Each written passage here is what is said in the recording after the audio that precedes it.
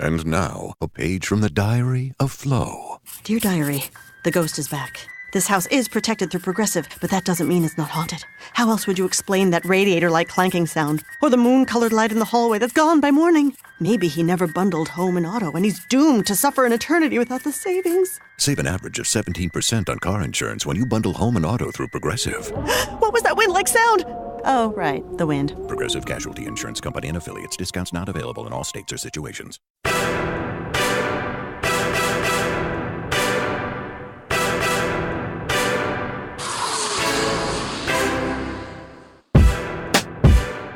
Welcome to the Full Court Press Podcast. Insights and observations from around the National Basketball Association. We aim to provide an intellectual and analytical perspective to what is happening on the court.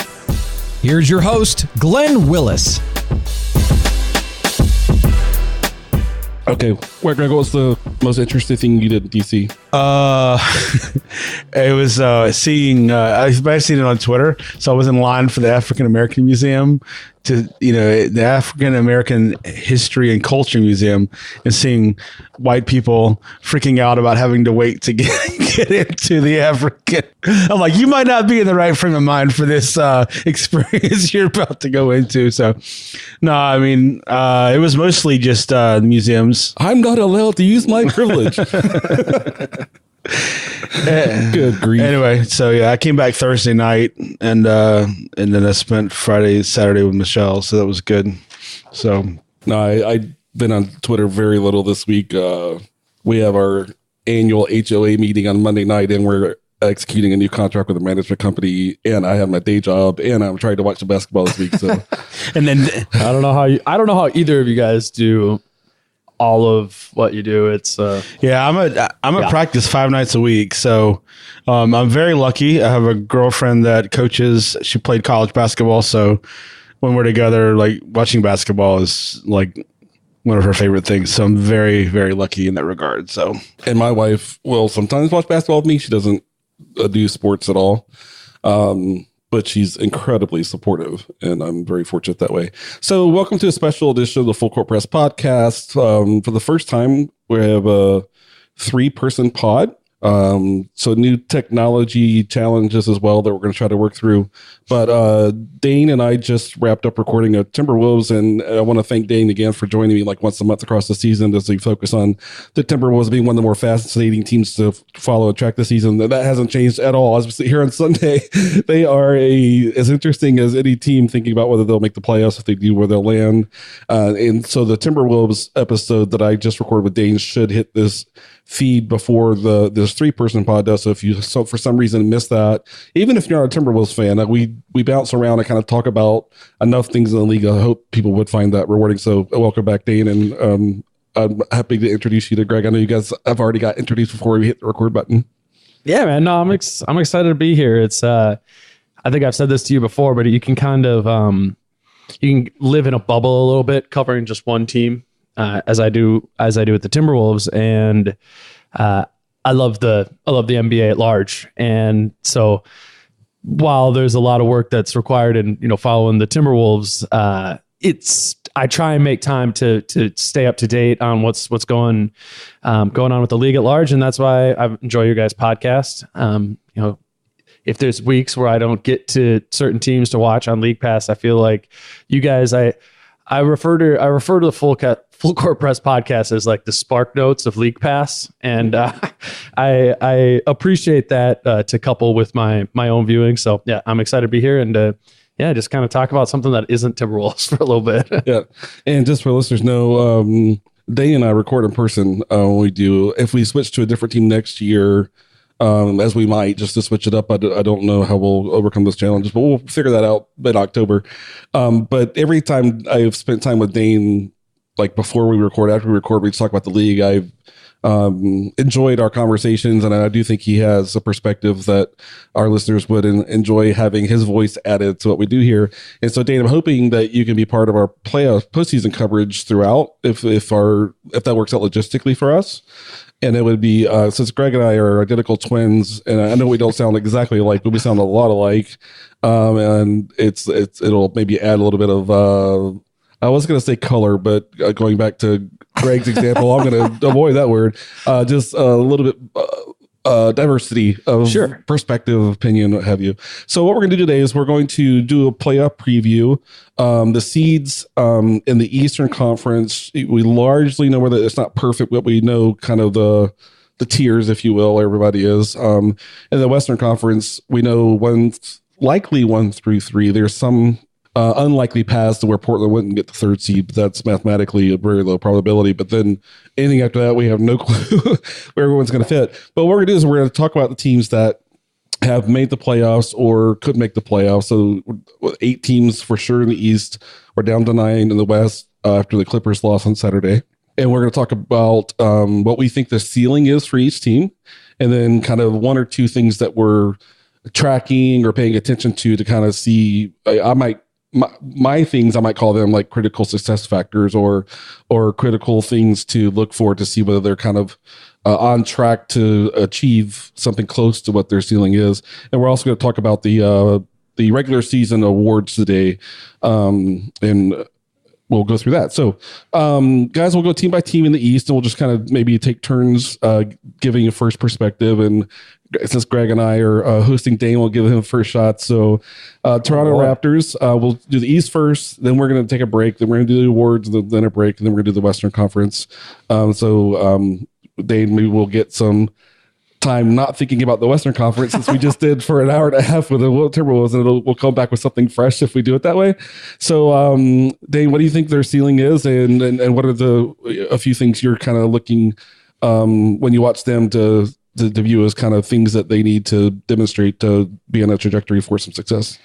Well, I think it's interesting. We were just talking about on the prior podcast, and hopefully we're not going to have to reference that too much. But we were talking about teams like Atlanta of a few years ago and Boston, and the decision to kind of blow it up and realize that your team has reached a peak or not. And I think Toronto's the closest other example I can draw to that. And you go into this season, and I think there is a lot of fair reason to say, they're kind of trajecting towards being Atlanta, 2.0.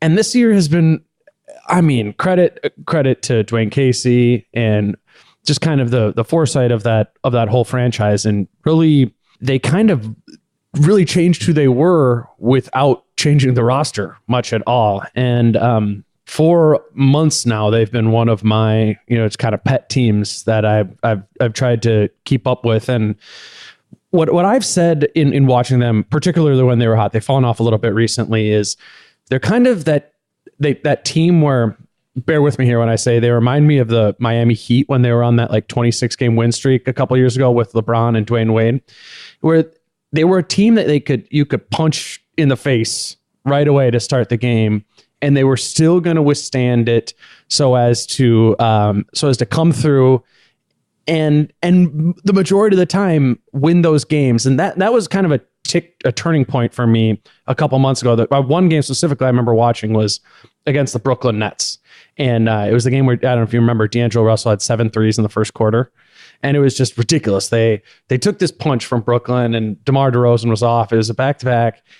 And I know it doesn't sound like that big of a deal to be able to withstand a game from the Brooklyn Nets, but I was really impressed in that. That was just it was a game that a lot of very good teams would fold, but they kind of showed me that they're we're a great team that is going to take care of every one of these games that we're supposed to take care of. Now, I know nobody does that to a huge extent, or to an every game extent, but I have just been really blown away with their ability to separate themselves into the best team in the East, the best regular season team in the East. I don't think it's really close.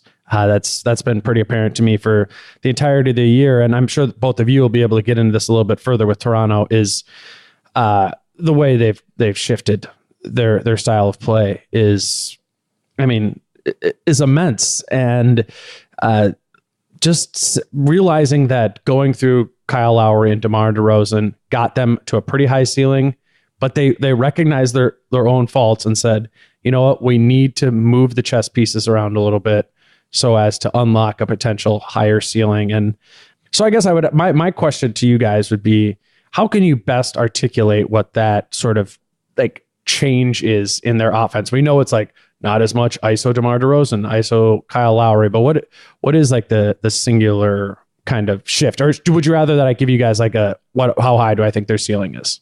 Well, we can answer this question and come back to that. So I'll take a shot here, Greg, and then let you chime in. So for me, it really is about ball movement, ball sharing, and letting the read and the play determine who gets the shot, as opposed to going into a possession, having a first preference and maybe a secondary preference as to who's going to get what shot.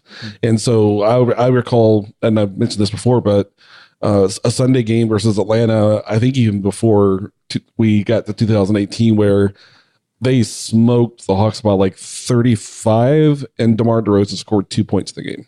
I mean, that was not possible prior to the season. I mean, they were heavily reliant on Lowry and DeMar generating at least 50 points of offense. And you can go back in 5 games, they won by 20, 25 points, where one, if not both of them, didn't even hit double digits in points. And so I think that mental dependency upon it's got to be Kyle and DeMar to be the source of the offensive production that will help us keep pace with this other good team.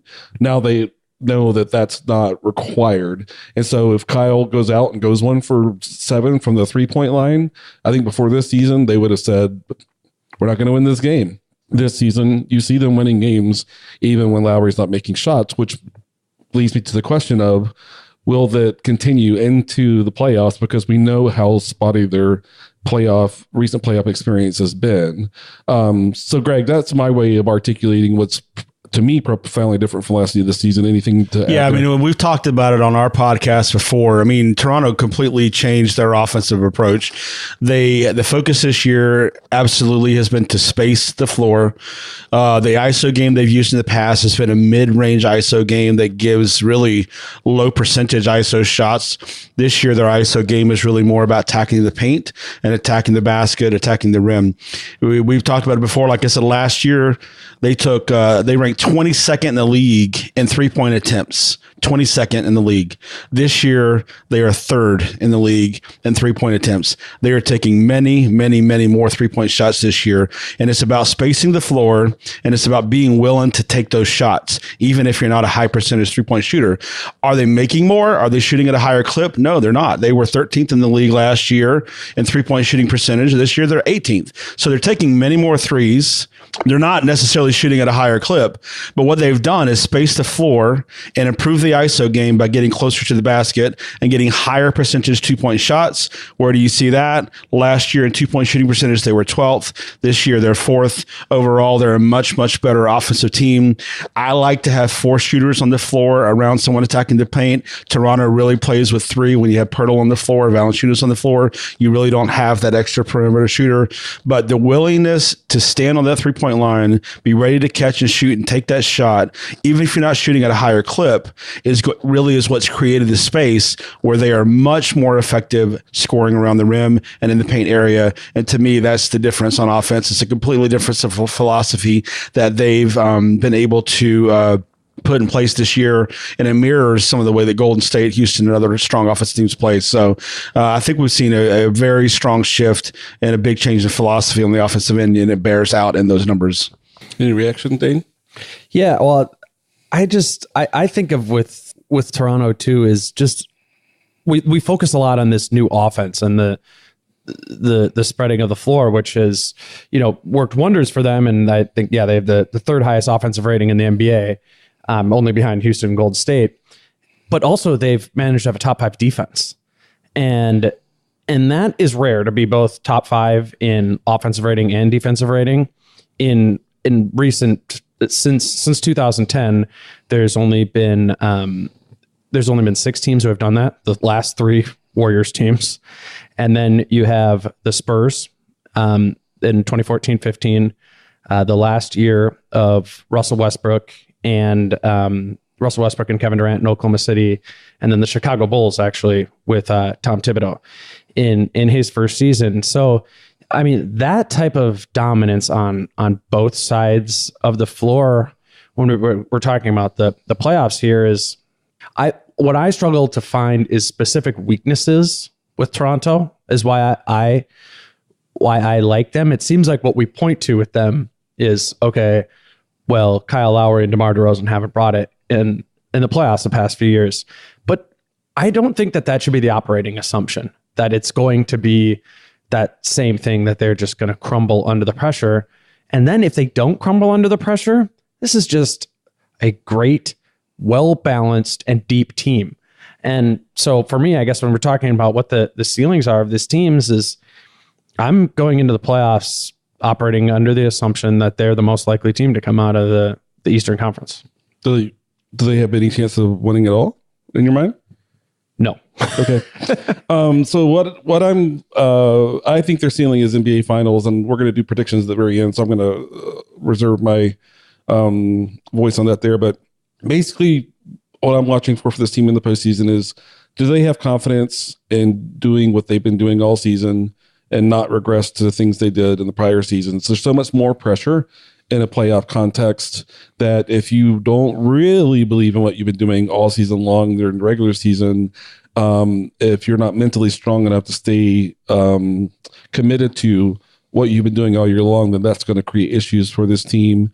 Also, another thing I'm looking for is there are moments when this team, even in this regular season, when they're experiencing adversity, they start to really lash the officials, and kind of in their behavior leads me to believe that they blame the officials for the adversity that they're going through. If you see that in the postseason, that makes me concerned that they're not going to realize what they could otherwise realize. That's a huge thing. And Dwayne Casey doesn't always, in my mind, set the best example. He's as hard on an official. He doesn't just have the same rep as, like, say, Doc Rivers or maybe Tim. I don't know who has the strongest reputation, but Casey rides the officials the whole game, and sometimes I think that might serve his team better if he didn't do that. And then for me, it all comes back to identity, and it's like the identity that they played with this year, they really believe in it. And when the pressure ratchets up, do they continue to operate with that identity? And the strangest thing, I talked about this with Chris when he and I recorded recently on Boston, and it was almost impossible to not talk about the Raptors when we talk about Boston. But Fred VanVleet is the player his individual identity is most closely aligned with what the team's identity now, which is strange because he was undrafted. He's not a starter. He comes off the bench, but he plays critical moments. He's very often part of the closing team. And one thing I'm super curious about, and I know casual fans might think this is the dumbest thought ever, but if Kyle Lowry has had awful playoff experiences before last year. Last year, he was pretty good until he got hurt. But I went and looked at his stats the prior two playoffs, and he was like a 25% shooter from the floor and just awful. And it's like, if Lowry gets in his own head in the way that he has, would Casey say, sorry, I'm starting VanVleet? And it could come to that for this team. And I wonder if he would have the courage to do it, or if he would just have too much respect for Kyle or what have you. And maybe the answer is not he starts VanVleet, but in games where Kyle doesn't have it, maybe VanVleet runs the team for 30 to 32 minutes a game. And will he leverage? VanVleet has the ability to stabilize this team in a way that nobody else on the team can, which is so unexpected. But Greg, have you been seeing that from VanVleet this year too, where he's kind of injecting his identity into this team, even as I think his third year undrafted? Is this the second year or third year? Man, this is VanVleet's. Well, he wasn't even all the way in. I think it's his third year. We'll look it up. But Greg, any reaction to those? Yeah, comments? I mean, the note that I have is that Toronto has to play believing they are the best team on the floor. I mean, in sports, there's so much comes down to, regardless of the sport, strategy, playing time, playing rotations, making plays, not making plays. But a big part of winning in big moments in sports is, can you look someone in the eye and you see that absolute confidence that they believe that they should win? And with Toronto, we haven't seen that with them in the past, especially in the postseason. The question for me is, can they walk out on the court as the number one seed? We saw this with Atlanta being in a one seed, right? We've seen them in the past be a one seed and walk out on the court, and they didn't look like they believed they were the best team on the court. And Toronto has to walk out there with the confidence that they believe they should win. They believe believe they're the best team. They don't believe it's automatic, but they believe if they play the way that they can play and they play their best basketball, that they are going to win. It doesn't help. The last few losses have been against teams that are in the top 4 spots, losing to Cleveland. I think the last 2 times they played them, they lost to Boston. That doesn't help. So they're going to have to overcome.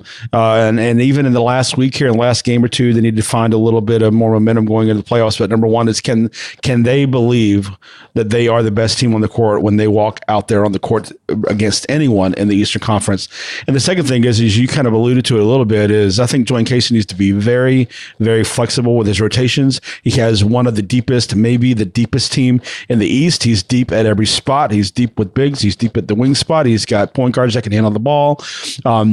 And he can not only match up, but they can play a very, very physical game without worrying too much about foul trouble as well. So if I'm Toronto and I'll get a crew out there and they want to call a bunch of ticky-tack fouls, I'm going to be very happy with that, because when I go to my 7th, 8th, 9th, 10th player, we're better than you when you go to your 7th, 8th, 9th, 10th players. So we're going to play physical basketball. We're going to play hard. We're going to play a little bit chippy, and we're going to play hard on both ends of the floor, and we're going to play with absolute confidence. That's the formula that they have to have if they're going to go deep into playoffs and reach the potential which they have. Yeah, their own playoff history adds pressure to themselves, right?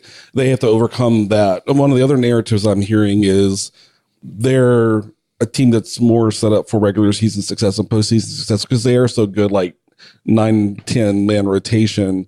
When you get, say, to the second round, especially, and you start seeing teams shorten it to 7 and an 8th player that plays 5 to 10 minutes, do they start to not measure up as well as other teams? And so as a final thought, as other teams shorten their rotation against this team, do they start to lose some of the advantage that they have, Dane? One thing I found interesting, and I was doing some research for the Timberwolves have an atrocious bench. And so I was looking into some playoff success or how teams have historically used their benches in the playoffs, and looked at last year specifically. And one thing I noticed just going through every playoff team's roster and the minutes they played is that every team was, we think about the rotation shrinking to 8, and they do for a given game. But for the playoffs as a whole, oftentimes you'll see that there'll be 11 different players who play in a playoff series, and they'll kind of adjust to what that team has to offer. Last year with the Golden State Warriors, particularly, you think about that, and you saw Pat McCaw have a huge role in one series, and then he was out when they against the Jazz because they didn't see as much value in him, and they played Ian Clark instead.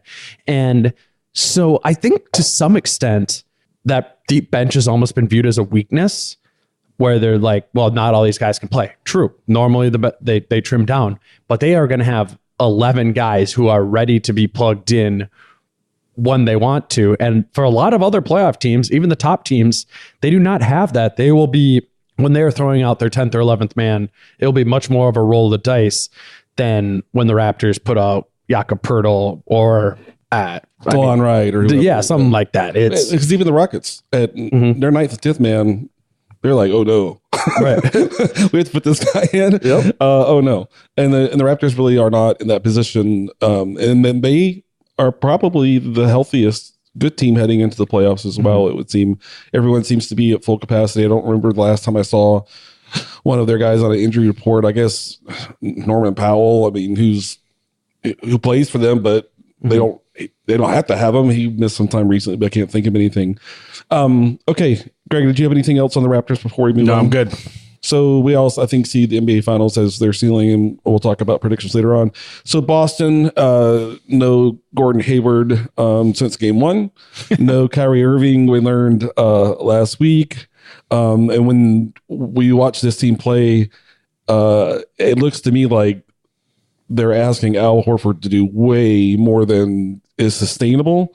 And I'm probably as big of a fan of Al Horford as anyone in the NBA sphere. I love what he brings to teams. But Greg, I'll give you first shot, ceiling and things you're looking for to see if they can make any noise at all. For me, it's going to be to see how their young players perform in the playoffs on a bigger stage, really playing on a bigger stage for the first time, watching Jason Tatum and Jaylen Brown to see what they can, even Terry Rozier. But if that's the thing that I'm really looking forward to seeing them in the playoffs, what that tells you is I don't have a lot of confidence that they're going to go deep in the playoffs. I just think being very, very young, and also just the injuries have really, really hurt them. They're now playing Horford really as a point four right now. I think that's the right move going into the playoffs. They really don't have anyone that can truly play a traditional point guard role for them. Again, they are maybe the best defensive team in the NBA. Without Marcus Smart, they're still very, very good defensively, but they're going to have to play Horford at the 4. They're going to have to rotate Baines and Monroe at the 5, and then you're going to have to get a lot of play out of Jaylen Brown, Jason Tatum, and guys like that. I think you're going to see Semi Ojeleye play some big minutes for them, but they need to play very physical basketball. It's got to be low scoring. They have to control tempo. They have to control pace. But one of the tough things is when you have a young team that's athletic with super athletic players like Brown and Tatum, you still have to look for your opportunities to run. They need to try to force turnovers. They need to try to make plays in transition. They're not going to be a good half-court offensive team. So getting those high percentage shots in transition is going to be really, really critical. So if I'm Brad Stevens, I'm going to be creative with my rotations. I'm going to get shooters out there on the floor around Horford, and I might trust guys that might have not even played tons of minutes or big stretches down throughout the season, but I've got to get the right guys on the floor, and they need to win games 99-96 if they're going to win in the playoffs, and that's going to be tough against some of these really good offensive teams they're going to see. Yeah, I think the offense is really a question for me. Of course, it was before Kyrie went down. If we just take the simple offensive rating metric, is they are 18th in the league in offense. I mean, the bottom half of the league offense. And just kind of for some context, I was looking up last year what bad offenses were in the playoffs, and the Hawks. That was the only team worse than 18th that had over a 500 record a season ago. And the game's about both sides of the ball, but I guess that's now my major concern with them, and a limiting factor is that I think that will continue to be their identity. We generally think about teams being able to flip the switch on defense and going from a bad defense to an average defense, or an average defense to a great defense in the playoffs. And I think that's a lot harder to do with the offense, and particularly now without their offensive instigator. They're going to really need to outmanage kind of the teams they play. And so I think that's going to get them out of the first round. There's just as many flaws in a Washington Wizards or a Milwaukee Bucks type team that they'll be matched up against. But at some point, their offense isn't going to, even with a great defense, isn't going to be able to keep, in my opinion, keep pace with a Toronto, Cleveland, Philadelphia type team. Yeah, I think how deep they go will depend heavily upon who they get matched up with. And one thing I'll say is that I've heard people saying, the teams want to land in that 7th spot, get that Boston matchup. And I'm like, be careful what you ask for, because I know one thing. One thing I'll state for sure is this team will not be an easy out. You're going to have to work to get them out and beat them, because they work so hard on defense. They stay as connected on defense as any team, regardless of who's on the court. But the note that I wrote is that I think, Greg, you were talking about the fact that Brad Stevens is going to have to work to be creative. And I made the comment when I was recording with Chris on the Celtics. If you haven't listened to that one yet, go check that one out. It's a fun conversation. But I think 5 years from now, we'll all be saying that Brad Stevens is clearly the best coach in the league, and maybe we should all be saying that now already. And we're going to talk about Coach of the Year award. That might be a relatively brief conversation when we get to it. But this is what I was thinking. So the key thing I'm watching for, their best offensive lineups, if you think of what those lineups might be, those lineups are going to struggle to rebound on defense. And so I was looking at the likely matchups. Washington is 9th in offensive rebound percentage. And so if they get matched up with Washington, I actively dislike watching the Wizards now. And it takes a lot for a team to kind of get to that spot with me. You're just frustrated that they're not realizing more of their potential. And maybe that sounds all too familiar to Dane covering the Timberwolves right now. But Miami's 20th in offensive rebound percentage. Milwaukee's 27th in offensive rebound percentage. And so when I look at that, I think, well, I'll match up with Miami, match up with Milwaukee. Boston can kind of avoid like their biggest flaw that could be exposed when they put their best offensive lineups on the court. And so when I look at that, I think if it's Boston versus Milwaukee, I'd probably pick Boston to win that game. They're just a better coach team. Their habits are better. They're more disciplined. But to Greg's point, I do think that it's going to be critical to even get like 10 points in transition, 10 uncontested shots at the rim, because someone turns the ball over and you get basically a free run at the rim. And, because they're not going to produce enough points in the half court offense that they're going to need some things like that. Also, if it's a 50-50 series that you look at it that way, does Terry Rozier have a game where he goes 7 for 11 from the 3-point line? Like, does he, those are the kind of thing that flips it from a 6 or 7 game out to a 7-game win maybe. And so I'm going to say that the matchup is really, really, really critical. I also think though that if the further you can push a playoff matchup, the more likely it is you're going to be able to get the win. So even if you're down 2-1, if you can just say, if we can push this team to 6 games, they're going to get exhausted. And they're going to, like, Horford is going to be like dead by game 6 because of how much they're asking him to facilitate on offense. But I think if they match up with the Bucks, I think I would predict Boston would win. If Miami, I think it'd be like a 50-50 series. And that would come down to, and we're going to talk about them in a bit, but that might come down to how much does Hassan Whiteside get to play. But they're 20th offensive rebound percentage, but they could just let Whiteside play and just go feast on the boards and don't really focus on anything else. And Washington should be able to like dominate them on the offensive, their own offensive glass when Boston has their better offensive lineups in the game. So it'll be interesting, but I think you always have to think that Brad Stevens typically gets his team one round further than they probably should have gone. So any reactions to that? All right. Yeah. I mean, I think for Boston, it's going to come down, like we said, it's going to come down to, can they dictate pace? Can they dictate tempo? Are they going to be able to get production off of the bench?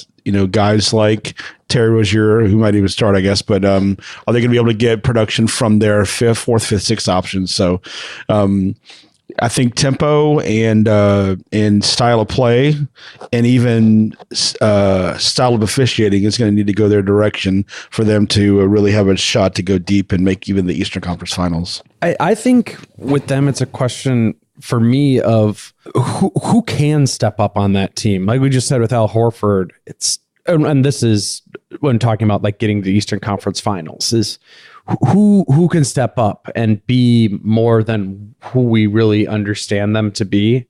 And the person people point to is Jason Tatum, likely, who I think has been great this year and extremely impressive, but I'm just going to be very surprised if he comes out and really, I don't know, is able to be like a number 1 guy on a close to an Eastern Conference playoff team. That just, I don't see him as there yet. So then you kind of start going down, and that production that Greg was talking about is, I think you're going to get the same production that all of the guys, I mean, because they're so coached and they're players that buy into the system, but is Aaron Baines really going to raise his level of play? I mean, Marcus Smart, maybe. They talk about Terry Rozier, Jaylen Brown. They just don't seem like players who can do a lot more than what I currently understand them to be on either end of the floor. And I think that inherently, in my mind, limits their ceiling. And yeah, I'm at this point, and I would be very surprised if they were in the Eastern Conference Finals. Yeah, I think they would need two favorable matchups, like the two teams that again can't kill them on the offensive glass when Boston has their best offensive team on the court. But I'm not going to be surprised to see them take a second round series like to 6 or 7 games, just depending on what that matchup ends up being. But it's going to be interesting to see what Brad Stevens does with this group and how they play.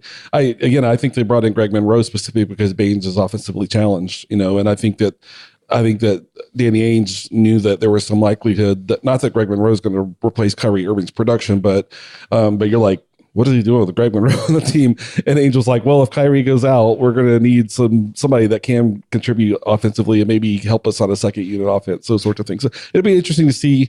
I think we're going to see some super funky lineups from Brad Stevens.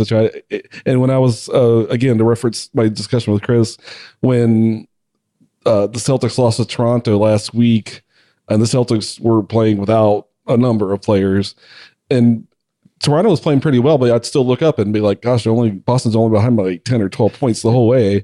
And you're like, man, this is really, really interesting.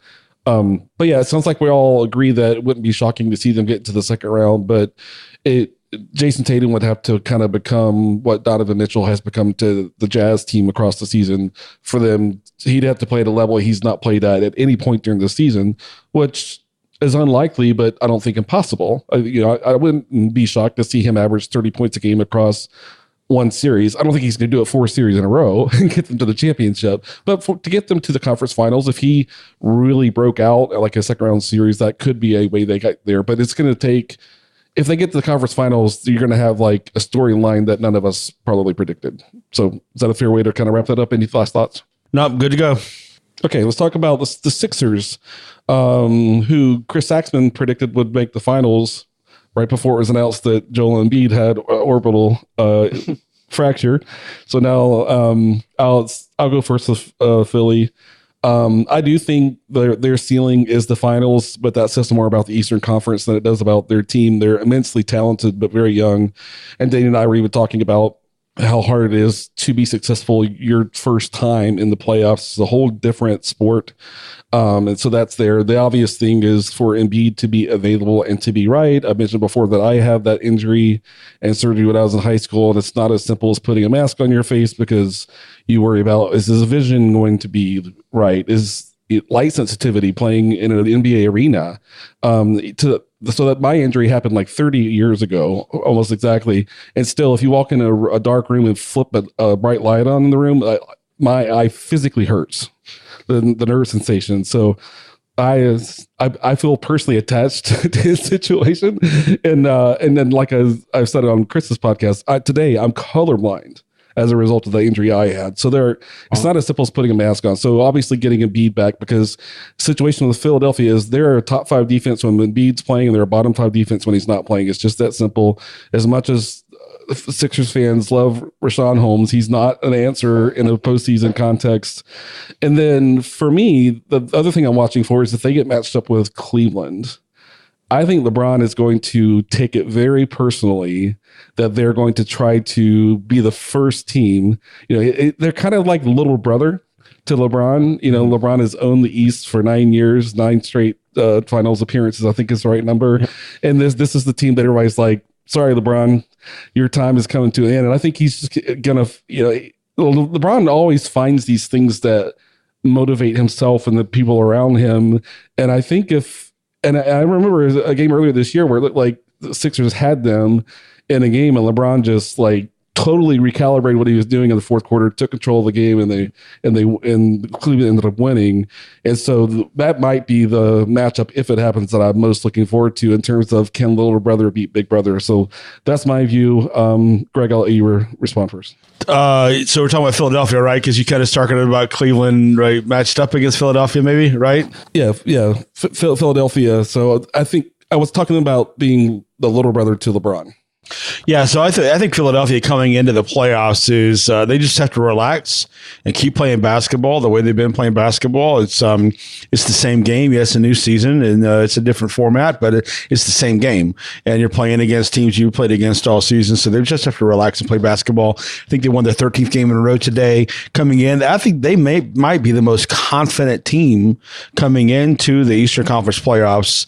Ben Simmons seems to be either. He really doesn't care how young they are or that they haven't been there before. He just he has the most confident look of certainty in his eyes when he plays the game. I think the rest of the team feeds off of that. One thing that Philadelphia has also done is brought in some players who have been in the playoffs before. When you've got guys like Amir Johnson, of course, played in the playoffs with Boston. Marco Bellinelli won a ring with San Antonio. JJ Redick has been deep in the playoffs with the Clippers. So they've really surrounded those young players with some players that have a lot of playoff experience. They look comfortable. They look confident. I think they're going to be very dangerous to play, and I think that they have a very good shot at getting to the Eastern Conference Finals. Matchups will determine a lot of that. Yes, a head-to-head with Cleveland would be pretty fascinating to see, and I think I agree with you that LeBron would have an extra sense of duty and obligation to not let this young and up-and-coming team be the team that gets past them. But overall, they look very comfortable, they look very confident, and that's a really good formula for them to have going into the playoffs. I mean, they've been on as good of a run as anyone has. I think it's actually their 14th straight win that they got today. And really a lot of the attention seems to have been on Utah and Houston kind of as having this second half of the year super strong pushes. But Philadelphia has been there pretty much to the same extent that both of those teams have.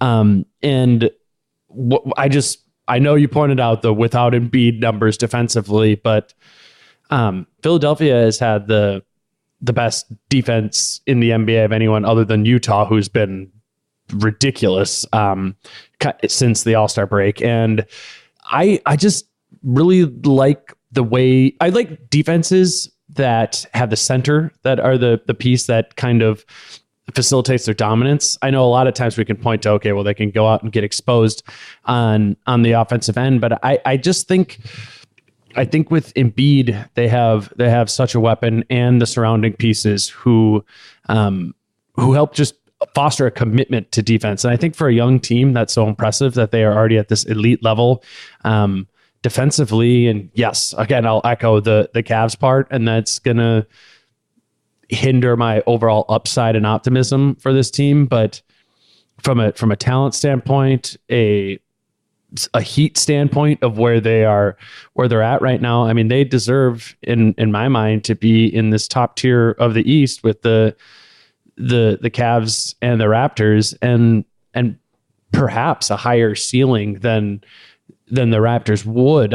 I'm not picking the Sixers to win the East, but if somehow they were to be the team who made the NBA Finals, I would think that they would pose more of a threat to the Rockets or the Warriors than, say, the Raptors would, because when this team is functioning at its highest ability, they have the talent that can at least compete with those elite teams. But that the lack of playoff experience for the young guys, yes, you have the players that Greg listed off that have been there before. That's a concern because it is a different game in the playoffs. It's to some extent chess and checkers. I know they're the teams they've played before, but this is new, and how they respond to the differences of regular season basketball and playoff basketball will define if they can continue to be the dominant team they were, or a team that's like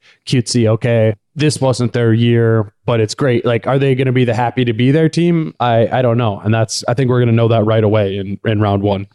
I think most teams at this point in their cycle of ascension would have the mindset of this. Anything we accomplish this year is gravy or frosting on the cake or whatever euphemism you want to use. But this team is so freaking competitive that I don't think they fit that at all. I think they have very serious expectations of themselves. Now, I'll take a step back and say anything, as much as experience they can get this year to create a feedback loop in terms of what it takes to win multiple, and to get to a championship, you need to win 4 7-game series, right? But that experience, that feedback loop is critical. We talk about it all the time. But Greg, one last question for you as a coach. are any concern scheming wise when you have the space and time to plan for these games in a way that you never do in the regular season, where the Bucks have been unable to really accomplish much at all in the postseasons when other teams would just say, Giannis, you're going to be a jump shooter in the series. Any concern that other teams defensively are just going to turn Ben Simmons into a jump shooter and have that kind of really choke off what Philadelphia can do offensively? I don't have that concern at all, because all season long he has not taken jump shots. He hasn't had to take jump shots, and he is so good at getting the ball on the floor to where he wants to go, regardless of how you defend him. The ball is going to get to where he wants it to go. He's so long. The players around him are so good at cutting and spacing and moving and just working sort of like this dance that they have working around Ben Simmons. I have no concern at all. In the game of basketball, if you talk about baseball, how pitching wins championships, and football, defense wins championships. In the game of basketball, when you're facing an elite offensive player, there really is not a way to stop them. You try to contain them a little bit, you try to control them a little bit, but you're not going to stop them. And there's not anyone in the league one-on-one who's going to keep Ben Simmons from getting the ball to where he wants it to go.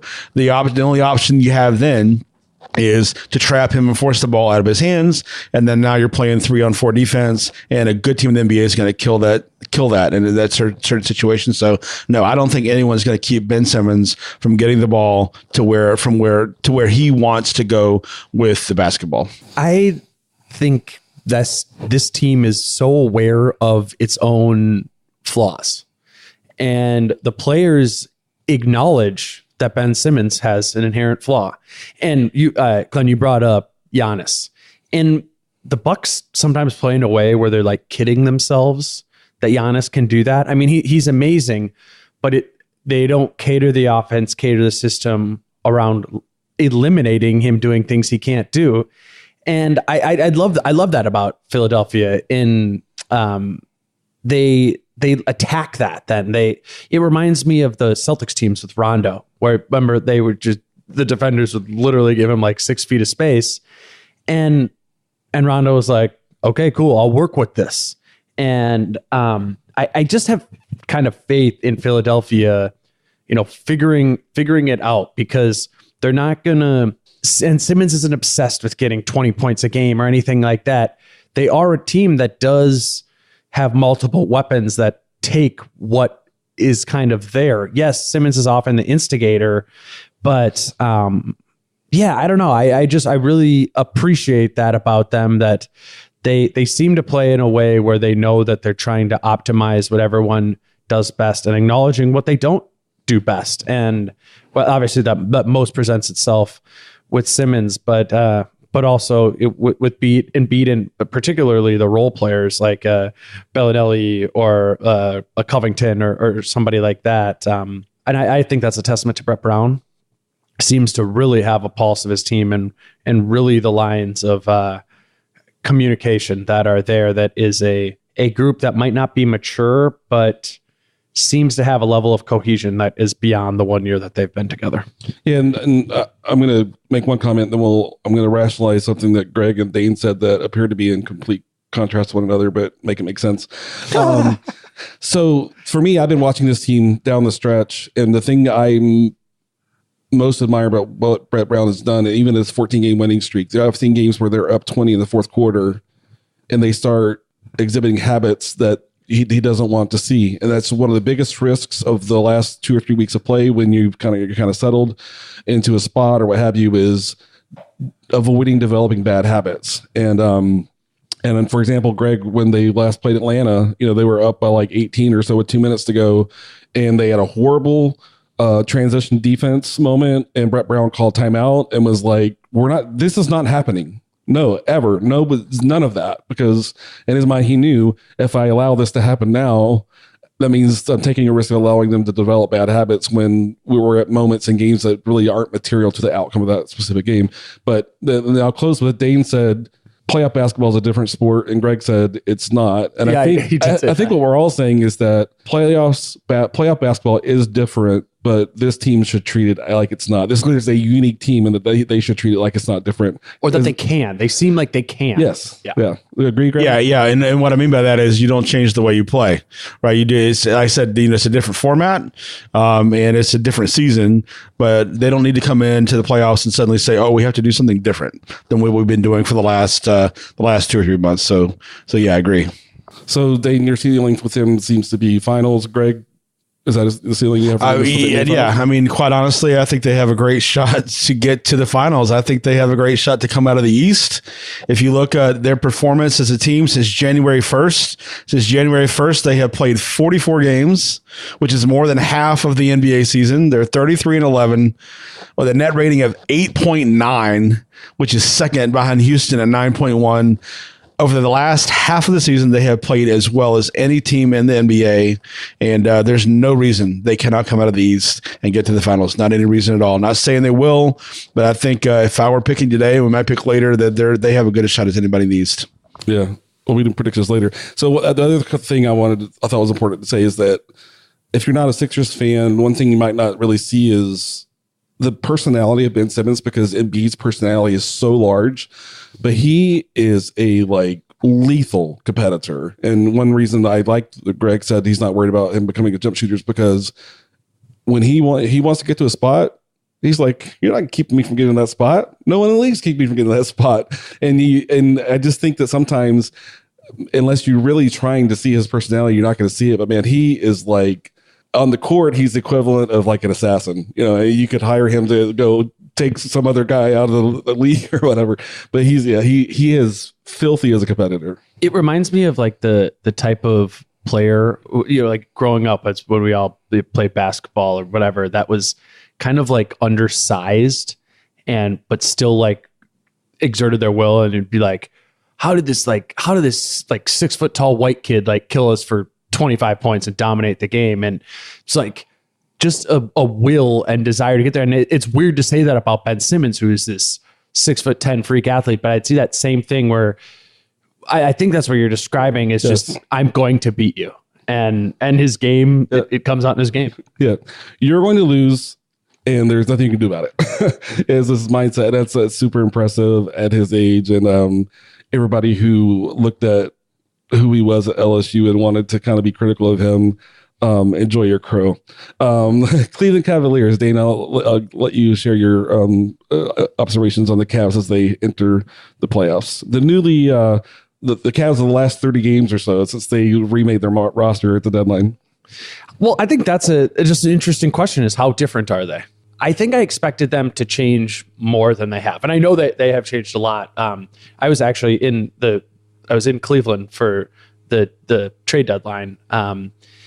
And it was really cool for my perspective to be there to see just how dysfunctional being around those players were at shoot around. It was felt like the hallways at a high school, just awkward and certain clicky. We were talking about that. And that team would have been, had they not made moves, was just destined to, I think, from the personalities and the way they were playing. I'm sure we'll touch on the defense. That defense was amazingly awful. And they made a change that seemed to address the culture and take out some toxic personalities and toxic things that just were ruining the fit. Way too much ego. Way too much ego. Way too much ego. And now there's less of that, but I still see foundational issues that were there of an older team that lacks the ability to defend, a coach who I don't think is optimally utilizing his players in the best ways. How dare you talk about LeBron like that?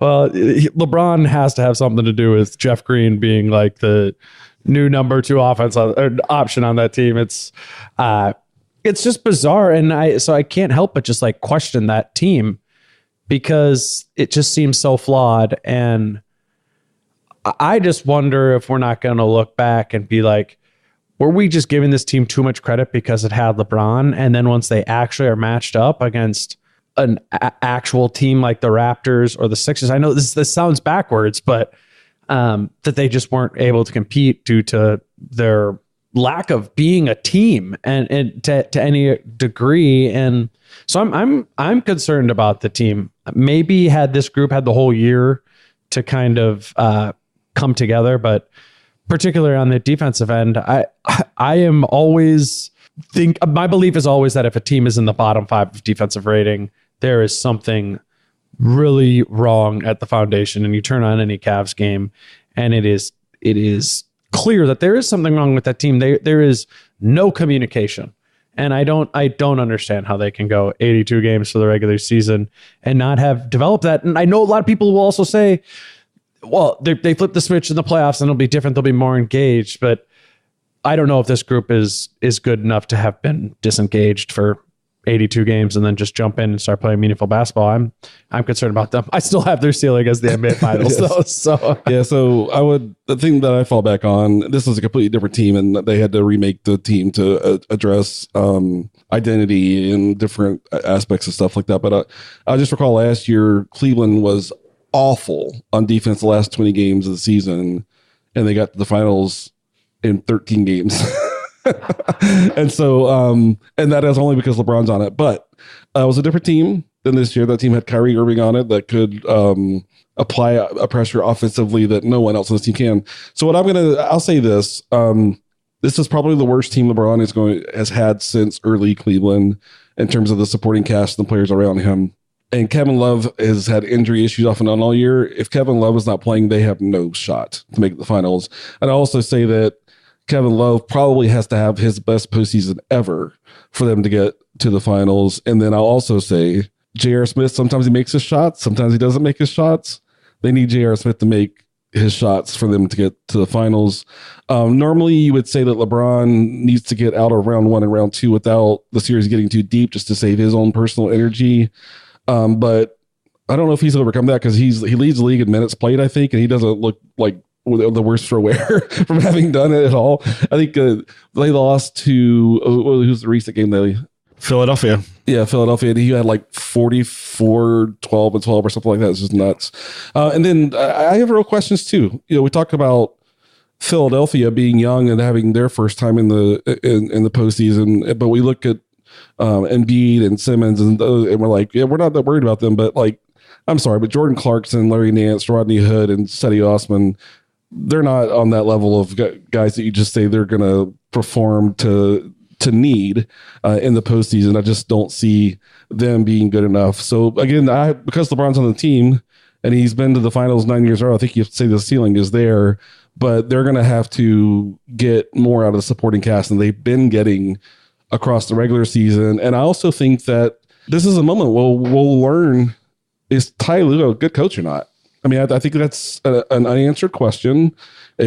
I would hate, if I was an NBA coach, I would hate for my first head coaching job to be on the LeBron team because it's impossible to get any credit for anything you accomplish, And David Blatt, like, I don't know if he'll ever coach in the league again. He probably deserves a shot. He comes off as kind of a guy I wouldn't enjoy being associated with. He seems pretty arrogant, but he agreed to take that job before LeBron came back.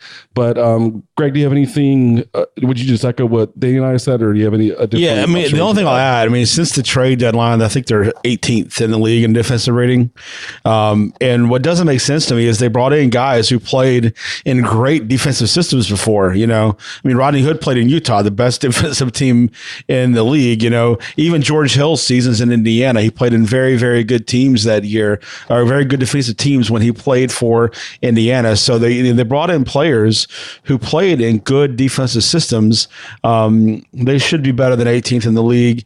I think the play of Tristan Thompson has hurt them. He's had some decent moments as of late, but he's not the rim protector that he once was. When you talk about defense in the NBA, and when I said you really can't stop an elite offensive player, it's really about funneling. And if you can funnel, this is what Philadelphia is brilliant at. They are terrific at funneling the player to the shot block blocker and then recovering to the 3-point line. This is what Cleveland was always terrific at in prior seasons, even in the last few seasons. I think we saw Cleveland be one of the best teams in terms of being able to defend the 3-point line, but this year they have not been good at defending 3-point line. It starts by not really having a shot blocker on the floor, and then you end up with 2-3 help defenders at the rim trying to prevent that easy bucket, and then now you get killed at the 3-point line. Last year we talked about 3-point shooting differential as the most significant team stat as it correlates to wins. Last year they were top 3 or 4 in the league. This year they're 14th in the league in 3-point shooting differential. It's a bad formula. That said, given where the East stacks up and not having a one team that's head and shoulders above everyone else, the LeBron factor is the LeBron factor. They can go out and score 130, 140 points anytime they want to, but they definitely could get to the finals. There's no doubt about it. They could get to the finals, but will they? It's not going to be easy, and I think round 2 matchup could be really interesting for Cleveland. And if they get to the Eastern Conference Finals, I think it's going to be a great series regardless of who they play. So that kind of sums up where I think they are. Okay. Yeah, I'm going to wrap up with this. This may seem like a crazy thought, but I don't know if either of you got to catch it, but when Kevin Love had that couple weeks he was out, like in the last couple months, Ante Zizic was playing. And when I saw him play, I was like, oh boy, he's going to be good. He's not good yet, but their lack of rim protection, in my mind, they missed an opportunity that if they had been playing him all season long and had been getting him ready, I think he would have been an option to help them with rim protection. I didn't think of him much as a prospect before that, and he really opened my eyes. And I think they missed an opportunity by not playing him really for long stretches this season. Think about Mozgov too. I mean, from the kind of early Cavs state, they've really lacked that since Mozgov. And I know like everyone's got jokes about Mozgov and the contract he signed, but particularly in that first finals run, that was valuable. They don't get to the finals without him that year even. So Greg, Indiana is the team that's probably exceeded expectations more than any team in the league this year, potentially. Philadelphia has won more games than people expected, but I think that no one's surprised that they're in the playoffs. But everyone had Indiana with the tanking teams at the beginning of the season, except Greg and I didn't have them. We thought they'd be better than that. I don't think we thought they'd be this good. But Greg, thoughts on Indiana? Are they a threat to go deep? What's their ceiling, and what are you watching? I mean, I think they kind of remind me of Washington in prior seasons, where if they can win the first round, they're going to kind of celebrate that. I thought last year Washington celebrated a little too much when they won in the first round. They could have been better than that, but they really only have 2 plus players in Oladipo. Miles Turner is still, learning and growing as a player. He's a very, very good player. What Turner's able to do is he is able to drag 5s out away from the basket and give Oladipo room to work. But teams have proven, and against elite teams, they've been able to force the ball out of Oladipo's hands. And when the ball is not in his hands, they're just not strong enough offensively. It's been a really nice season for them. I think they can be competitive game in, game out, but I don't see them being strong enough or deep enough to really compete against teams that are in the top 4 spots in the East. That's just my take. Dean? I agree with that. Honestly, they remind me a lot of Boston now, kind of sans Kyrie. Their defense has been excellent since the All-Star break, the Pacers, that is. And so you kind of put that up to the Celtics, who have been excellent at defense the entire year. But we're talking about another middle of the pack offense with, I think they squeeze just about every last drop out of everyone they have there. But it takes work for them to score outside of Oladipo. The one thing I'm looking for with them, though, is Miles Turner, there's been a myriad of like injuries or little things. Like I think he missed 9 games with a concussion that have just lingered kind of longer. And this was kind of a year that you could have been like, maybe Miles Turner will take a real jump this year. I point to his numbers as kind of a regression, but of late he has really stepped up. And to get more out of this team, assuming Oladipo maintains his high level, I think it'd be Miles Turner stepping up. But really, and I mean, kind of spoiler alert, I just don't have a lot of faith in any of these 5, 6, 7, 8 teams. I've appreciated watching them play. I think they've been fun regular season teams to follow. Obviously, Indiana has been like almost criminally undercovered this year as the level of expectations that they've exceeded. But the top teams in the East are really good, and Indiana is going to really.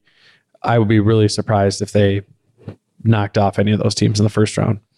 Yeah, the one thing I'll add here is might seem a little strange, but I don't think Nate McMillan deserves much credit at all for what this team's done. When you actually watch like kind of the coachable aspect of the team, he hasn't really contributed much. It's been more of like Oladipo.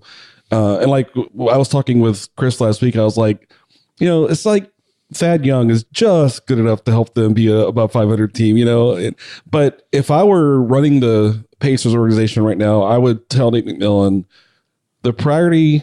I want you to prioritize playing Sabonis and Turner together, even if that means that we're going to be more likely to lose. And he hasn't been willing to do that all year long, but Thad Young is closer to the end of the beginning, and he's not on the timeline of. You'd be excited about a core starting with a core of Oladipo, Turner, and Sabonis. And what I love about Sabonis and Turner playing together is Sabonis can take the physical matchup, where Turner doesn't have to take that physical pounding, which is I think when he gets injured.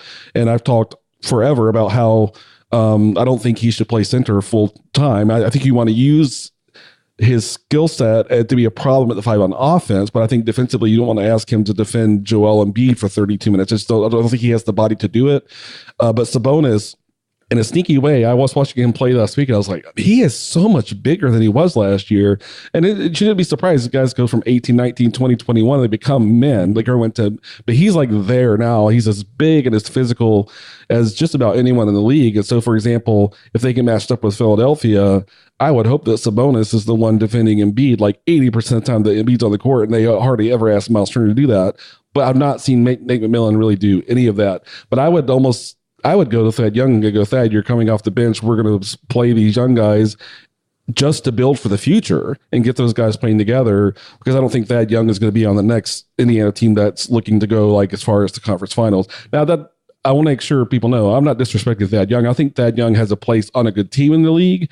It's just what is most beneficial for this team to accomplish in this postseason is to get their young core to get as much experience as possible. And if they get past the first round, it'll be in spite of Nate McMillan, not because of Nate McMillan. So am I hating on Nate McMillan? No, just sharing my opinion of him. Okay, we'll move on to Miami. Greg, no, Dame, go first. Your Miami thoughts. Love watching. I love turning on League Pass and watching Miami play. They seem to love to play together, and they are also one of those teams that have the little bit of playoff pedigree. Not necessarily as a group, but a lot of those players have been there before to varying degrees. I'm really concerned about them in a playoff series. One thing I think has not helped this team is Dwayne Wade. And I think if they're reliant on Dwayne Wade in the playoffs, I don't know. I mean, that said, Wade has been great in the past few playoffs. When he was playing with Chicago, and Miami before that. But I think what this team's identity is that they're extensions of Spo, and I think Wade kind of came in and threw that off a little bit, which sounds weird because Spo was his coach forever. But I wish he wouldn't have been there. And then I think they're one of those teams that could sneak up on someone if they got, the right opponent. Like Boston kind of makes sense because they maybe could capitalize on some of those weaknesses. But my love affair with Miami has kind of fallen off in the kind of post All-Star break run. They're still fun to watch because they're a team of pro basketball players who are playing like a real team. And as a basketball nerd, love to watch that. Greg? Yeah, I mean, you see things that you don't want to see going into the end of the regular season, the drama with Hassan Whiteside. Their last game, I think they gave up 122 points to the Knicks. I mean, the Knicks have played terrible basketball down the stretch. How do you give up 122 points to the Knicks when you're getting ready to trying to get into the, head into the playoffs? That's a terrible defensive effort there. So, yes, if they get matched up against Cleveland, they give Cleveland fits. And it's going to be a little bit of a problem for Cleveland. Cleveland's going to have to work really hard to get past them. It's not going to be easy. But do I see them winning? I think their chances of winning one playoff series tough. They could pull it off, but being a factor beyond that, I really just don't see it. I agree with Dane's comment about Dwayne Wade coming in and throwing off the Spo factor. Yes, when Wade was there before, you had a lot of players who could sort of police themselves in terms of effort, mindset, and focus and things like that. And I think Spo has a type of team where he has to police that a little bit more than maybe players did that in the past. And I think that's where you see some of the rhythm and some of the other factors you see that are a little bit off. So they're not playing their greatest basketball. We saw them play Atlanta just a few days ago and really played a terrible basketball game and came over with a win. Not playing great basketball going into the playoffs is not a good formula when you're going to have to pull off an upset in the very first round of the playoffs. So fun to watch, like Dane said, but I don't have a lot of hopes for them to even get out of the first round. I have similar feelings about Dwayne Wade being back. I think you definitely look at it and say, okay, this is good for the franchise, just in terms of ending things on a better kind of note with Dwayne Wade's career. But I think if this team is going to try to accomplish anything in the postseason, Dwayne Wade's going to have to accept what his role should be, running the second unit offense. And if his first rotation on the floor, if you will, is successful and he kind of has it working that day, I'm going to chalk it up to, at his age, he's feeling good. He has his energy. He has his legs. Then fine, maybe he gets to 25 minutes in that game. But if his first rotation, it's not working, then Dwayne, we're just not going to play you the rest of the way. And then the other thing I think, if a critical success factor for me is the more time Hassan Whiteside spends on the bench, the more likely it is that they're going to have success, because he's still such a terrible decision maker on defense. And then I think playing Olynyk, and I think Bam is already a better team defender. Then that's a low bar for what, Whiteside's a horrible team defender. There will be matchups though. Like, for example, if they match up with Philly, Whiteside can offer just his body as resistance to Embiid, and he's really held Embiid has struggled with Whiteside. Now there are things that the Sixers can do as a team to kind of punish Hassan Whiteside's decision making, but if the Sixers really want to play through Embiid and Spo puts Whiteside on the court, there are some matchups where his physical profile is a problem, but I think in the big he's not helpful. And then also if they get matched up with the Sixers, I'm going to just have fun hoping that Spo lets Justice Winslow defend Ben Simmons. And then we were talking about Ben Simmons earlier about he can get to his spots. Justice Winslow might be the one guy that would create an interest. I'm not saying Winslow will be successful, but it will be an interesting matchup between those two guys. So I'm hoping that they get matched up with the Sixers so we can see Winslow trying to defend Simmons. And I think that'll be a fun viewing. So I would love that matchup. I think that would be. It might not be Miami's best shot to win. I would probably give that to if they were in a matchup against Boston. But yeah, they would. Those two, because of Whiteside and because of Winslow, would be awesome. Yeah, and then also just to go back, like the game they played against Atlanta, they did win. But the reason they won was that Josh Richardson asserted himself in the last 3 defensive possessions and shut the entire play down. And so he does have the capability of doing that against bad offensive teams, but he can also rise. I just think he's a guy who, because he's a cog on this team that when they're at their best, they're operating like a machine, and no one player deserves really attention or individual praise or what have you, but he is a special defensive player. And so if they get into a matchup, for example, with Cleveland, keep an eye on him. You look at how big he isn't and think there's nothing he can do with LeBron, but he makes himself so much bigger than he actually is. I would imagine even in that matchup, Winslow would get half the time against LeBron, but just don't be shocked if you see a few possessions where Richardson's creates some difficulty for LeBron. So just want to throw some love his way. But yeah, the more when Wade, I'm not saying Wade should sit to make his team so well. I'm saying if he's not doing well, if he's not productive in his first rotation on the floor, just sit in the rest of the game. And then apart from a matchup with a really gifted offensive center like Embiid, the Whiteside sitting makes this team's likelihood better. We have two more teams, Milwaukee. The one question I have is, can they play a different scheme on defense with the opportunity to game plan for a single opponent? Their defense is trash. It's been talked about across the league, the whole gambling, risk-taking, trapping, and trying to produce turnovers. It just results in giving up more corner threes than the other 29 teams combined, it seems like, at points.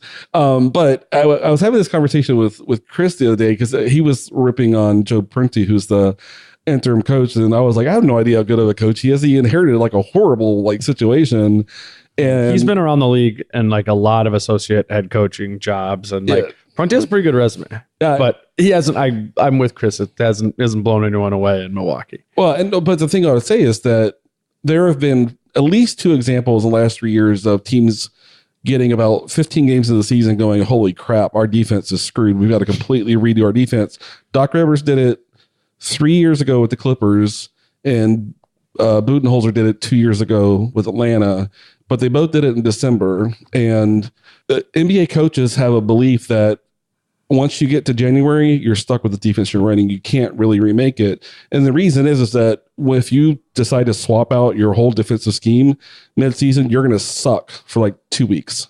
And you hopefully can find a 2 weeks where you play 2 games 1 week and 3, where you expose as few games as possible.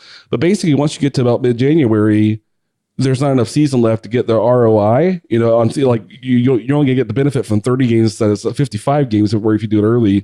And so I do wonder though, in a postseason setting, can they completely redo their scheme on defense? Because if they don't, they are screwed. The team's going to hit 20 corner 3-pointers a game. And then again, we've seen like for example, last year versus Toronto, Giannis was playing really well early, but game by game, Toronto was adjusting defensively, forcing him to be a jump shooter. And I don't think that's going to take the third game to get there. I think any of these upper seeded teams are going to like priority number one on defense is to turn Giannis into a jump shooter. So also I think if Brogdon doesn't get back, they might not even win a game. Their depth is such an issue in the backcourt. Jason Terry, come on, he's the mileage on that body, and I love JT, but he can't be out there playing 32 minutes, which is one of the reasons I think it's critical for Brogdon to get back. And then Snell's lack of playmaking is another reason why it's critical for Brogdon to be available, because let's say that Bledsoe gets into foul trouble or something like that, you need someone that can run the offense for longer stretches. And JT just physically is not that anymore. And Tony Snell can barely dribble without a defender being on him. So I'll stop Bucks hating and stop turning off all of our Bucks fans. But Dane, I just think all those things you're suggesting are change. Like they require some like somewhat like noticeable change at this point of the season, as you mentioned. And everything about this Milwaukee Bucks season has been, we're keeping the powder dry till next year. We don't want to mess anything up with Giannis. We don't want to like fall out of the playoffs. Let's just maximize the current return on investment we have for this year.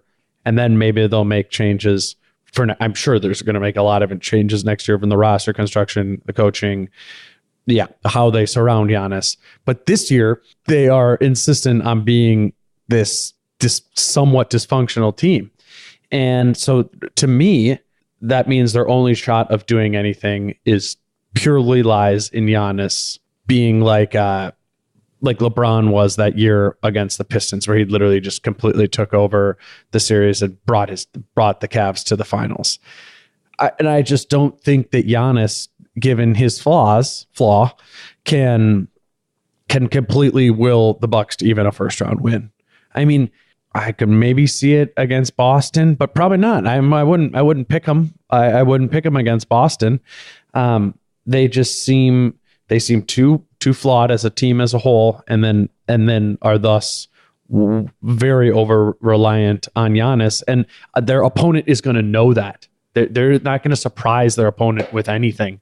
And that just makes them an easier opponent. I I can't really tell between the two of these last two teams who I'm less excited about between Milwaukee and Washington, but I don't have a ton of faith in this Milwaukee team.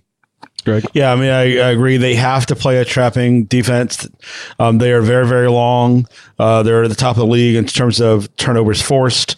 They're not a great half-court offensive team, so they really need to create turnovers and get opportunities in transition. But like you said, when they don't get the turnover, their recovery defense is terrible. They give up too many high percentage shots. Their opponents shoot threes at a very high clip, and they just don't have enough continuity on the offensive end. Eric Bledsoe is a pure pick and roll point guard, but half of the fourth quarter we see Giannis and Middleton running 3-4 pick and rolls and things like that, where Bledsoe is not a catch and shoot type guy. So you might as well not have Bledsoe on the floor when you're running those 3-4 pick and rolls. So roster balance is an issue. I think Dane hit the nail on the head when he said this is just sort of a season of getting some things behind us and getting to a spot where we can make adjustments to the roster and get the right people on the floor with Giannis. And we're going to see that in the playoffs. And, they don't seem to be terribly confident or even terribly driven as a team going into the playoffs as well. So I think that's what we'll see in the first round of the playoffs. Yeah, I remember a few seasons ago, the last Dwight and Harden year. I remember the body language of Dwight when Harden made that shot to extend the series to Game 5. I think this Bucks team is not far from where that Houston team was mentally. So, not super excited to watch this group play. To move to a team I'm even less interested in watching, Washington Wizards. The only question I have is John Wall going to be an impact player in this series? If he's not, they have no chance to really even threaten anyone that they're going to get matched up with.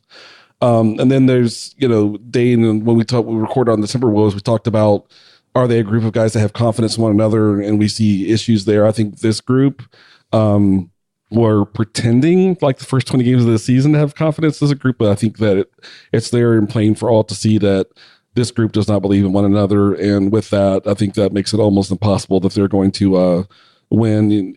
Even if they matched up with Boston, which is what it seems like everybody's hoping that the team you root for is to get matched up with them because they don't have what should be their two best offensive players in Kyrie and Hayward. But I think this Wizards, I think most people on this maybe every person on this roster is ready for this Wizards experience to end and to morph into anything else but what it's been the last few years. So I'll stop. And Greg, any reaction? Yeah, I mean, I was going to say this looks like a team that doesn't want to play together anymore. They had maybe a small chance that they could have pulled off that win in Cleveland to build a little bit of momentum and try to get some mojo going the right direction. But their last three offensive possessions were a John Wall contested jumper, a John Wall contested jumper, and a bad John Wall turnover. And that was the last nail in the coffin for this team. I don't know if they even care. They're going to the playoffs. I'm sure they're going to play hard, be professionals. There are players on this team that I like, but I don't expect much competitiveness from them as a group in the first round of the playoffs. Anything different to add, Dane? Diamond, I'm not your dad. I do. I really struggle with this Washington team also. And moreover, I struggle with the idea. I mean, I know John Wall is a very talented player, but I think when you have your best player be a point guard and your lead ball handler doesn't have an even average ability to shoot, yet still shoots a lot, that's really an issue. It reminds me a lot of I mean, Russell Westbrook does a lot of great things for the Thunder, but it's kind of like the issues that I see when there are issues in Oklahoma City, but kind of like on steroids in Washington. I don't love how they operate around John Wall, and then you kind of factor in that it's all still new and they're still adjusting. I mean, at times when I watch this team, and I'm sure I'm like struggling from recency bias to some degree, but I kind of like Brad Beal as a like if I was starting my team around one of those two players. Obviously, there's less of an injury history. Well, I don't know if there's less of an injury history there, but there's not. But he seems to have overcome his where Wall has not. And I like that type of player more so. Again, I'm somewhat jaded by the from having covered the Timberwolves and Ricky Rubio and a lead ball handler who can't shoot and just can kind of see how that can derail an offense. Obviously, John Wall is many levels above Rubio, but that I just remember that specifically in Washington last year, and think that kind of the way their team is set up, it seems to inherently limit them. And when they're not fully clicking, which they clearly aren't this year, they've had their injuries. I have a lot of concerns about that team. I don't think.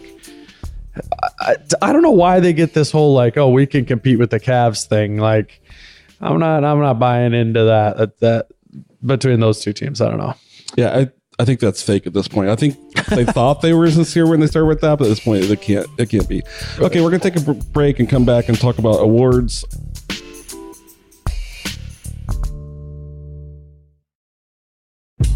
On the next Baseline NBA podcast, we have Adam and Craig Malamut, the Malamut brothers. They are the authors, the brainchild behind the hit animated series, Game of Zones. Going to be a great show, my dude. Can't wait for our fans, listeners to hear this one. Feature report blessing us lovely with the Game of Zones creators. Make sure you guys stay tuned in. It's going to be an amazing episode. For show, brother, for show. This will be a must download and discuss show. An episode more legendary than King James and the Spurs White Walkers. And you can only catch it here on the next Baseline NBA podcast.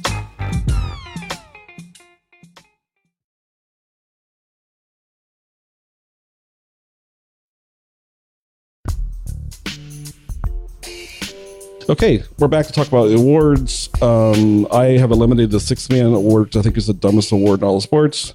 But if you guys want to like interject anything in that award, feel free. But let's keep these like the 1 to 2 minutes a piece, just quick hitters. This is going to be the longest episode in history, but it's a playoff preview, so hopefully people, even if they have to listen in more than one sitting, if you will, we'll get through it. So I'll start with most improved player. So I have Victor Oladipo is pretty much unanimous. The other guys that I thought should be considered include Brandon Ingram came a long way this year. Fred VanVleet, I just went back and looked. It's the second year. I can't believe it. He seems like a fourth-year player at this point. And then Dario Saric, his offensive game came a long, long way this season. In that setting, it's hard to know if because there were better players on the court with him, which opened up basically allowed him to get open shots, or where he was less of a priority on the defense. But if you look at the jump he took statistically was incredible. But Victor Oladipo getting this Indiana team to the middle of the Eastern Conference and playing at he's not playing at an MVP level, but he's playing like right at the edge of the MVP envelope, if you will. And so, guys, let me know if you had a different winner, and we'll start with you, Dane. No, I also had Oladipo, and just kind of what I put down was that Indiana was supposed to win 30 games, and they're like closing in on 50. And that seems, I don't want to give that all to Oladipo. That's clearly the instigator there. And the one other player that I marked down was Saric also, and just really watching Philadelphia play lately and kind of being someone who's like had a like cult addiction to watching the process. I do feel like I have seen the progression of Dario Saric, and he's a weapon. I think it'd be really interesting to see him on a couple different teams where he could spread his wings a little bit more. But he's also a crucial part of that team. And the one thing I will say about Brandon Ingram, and I don't remember if you and I have talked about this before, Glenn, is I know he's improved, but I have not seen like the quantum leap that a lot of people like you that I respect have seen in Brandon Ingram. I just don't totally see him as a transcendent talent yet. And I see an elite ability to get to the rim and something that looks like it will be great defense. But for me with Brandon Ingram, I think we're still projecting a lot into the future. And maybe that you might say that as well, but like actually I think he's right there. Okay. But what I'll have to say is though, I think you would have to watch a lot of Lakers to see it. Because I think before the second half of the season, you would see flashes. And if you only watch occasional, I think you would continue feeling like you're seeing flashes. And I'll let Greg weigh in a second here though, but what I'm so impressed by is based upon who's been injured when, They've had him playing point guard. They've playing small forward. They had him playing on the wing. They've had him playing on the ball. Had him playing off the ball. He does different things when Lonzo plays. He does different things when Lonzo doesn't play, and he handles all of it. There's zero drama. He does what his coaches asked to play. And I said recently, last episode we recorded with Greg was, I can't think of a single player that I watched that played harder than Brandon Ingram. I know that doesn't make him more talented, but effort is a skill, I think, in that he just plays so hard all the time that in my mind he's there. But I have to admit that Lakers have probably been my most fun watch this season, and had I not watched as much, I think I would have been at the point where I felt like I was still seeing flashes. But the last 20 games or so of his, he's been putting it all together consistently. So that's my opinion and my view. But Greg, anything to add? Did you have anything on Ingram, and then did you have Oladipo, or did you have any other players that you think deserve consideration? For me, of all the awards, the easiest one to pick to me is most improved player at Oladipo. He's went from being really a bench guy. I mean, a guy that played a lot and scored a lot, but basically off the bench really for Oklahoma City, to being a number one player that lifted a team that was expected to do nothing. So to me, it's just his points are up, his shooting's up, his defense is up, his rebounds are up, his just everything. He's become a bona fide superstar in this league.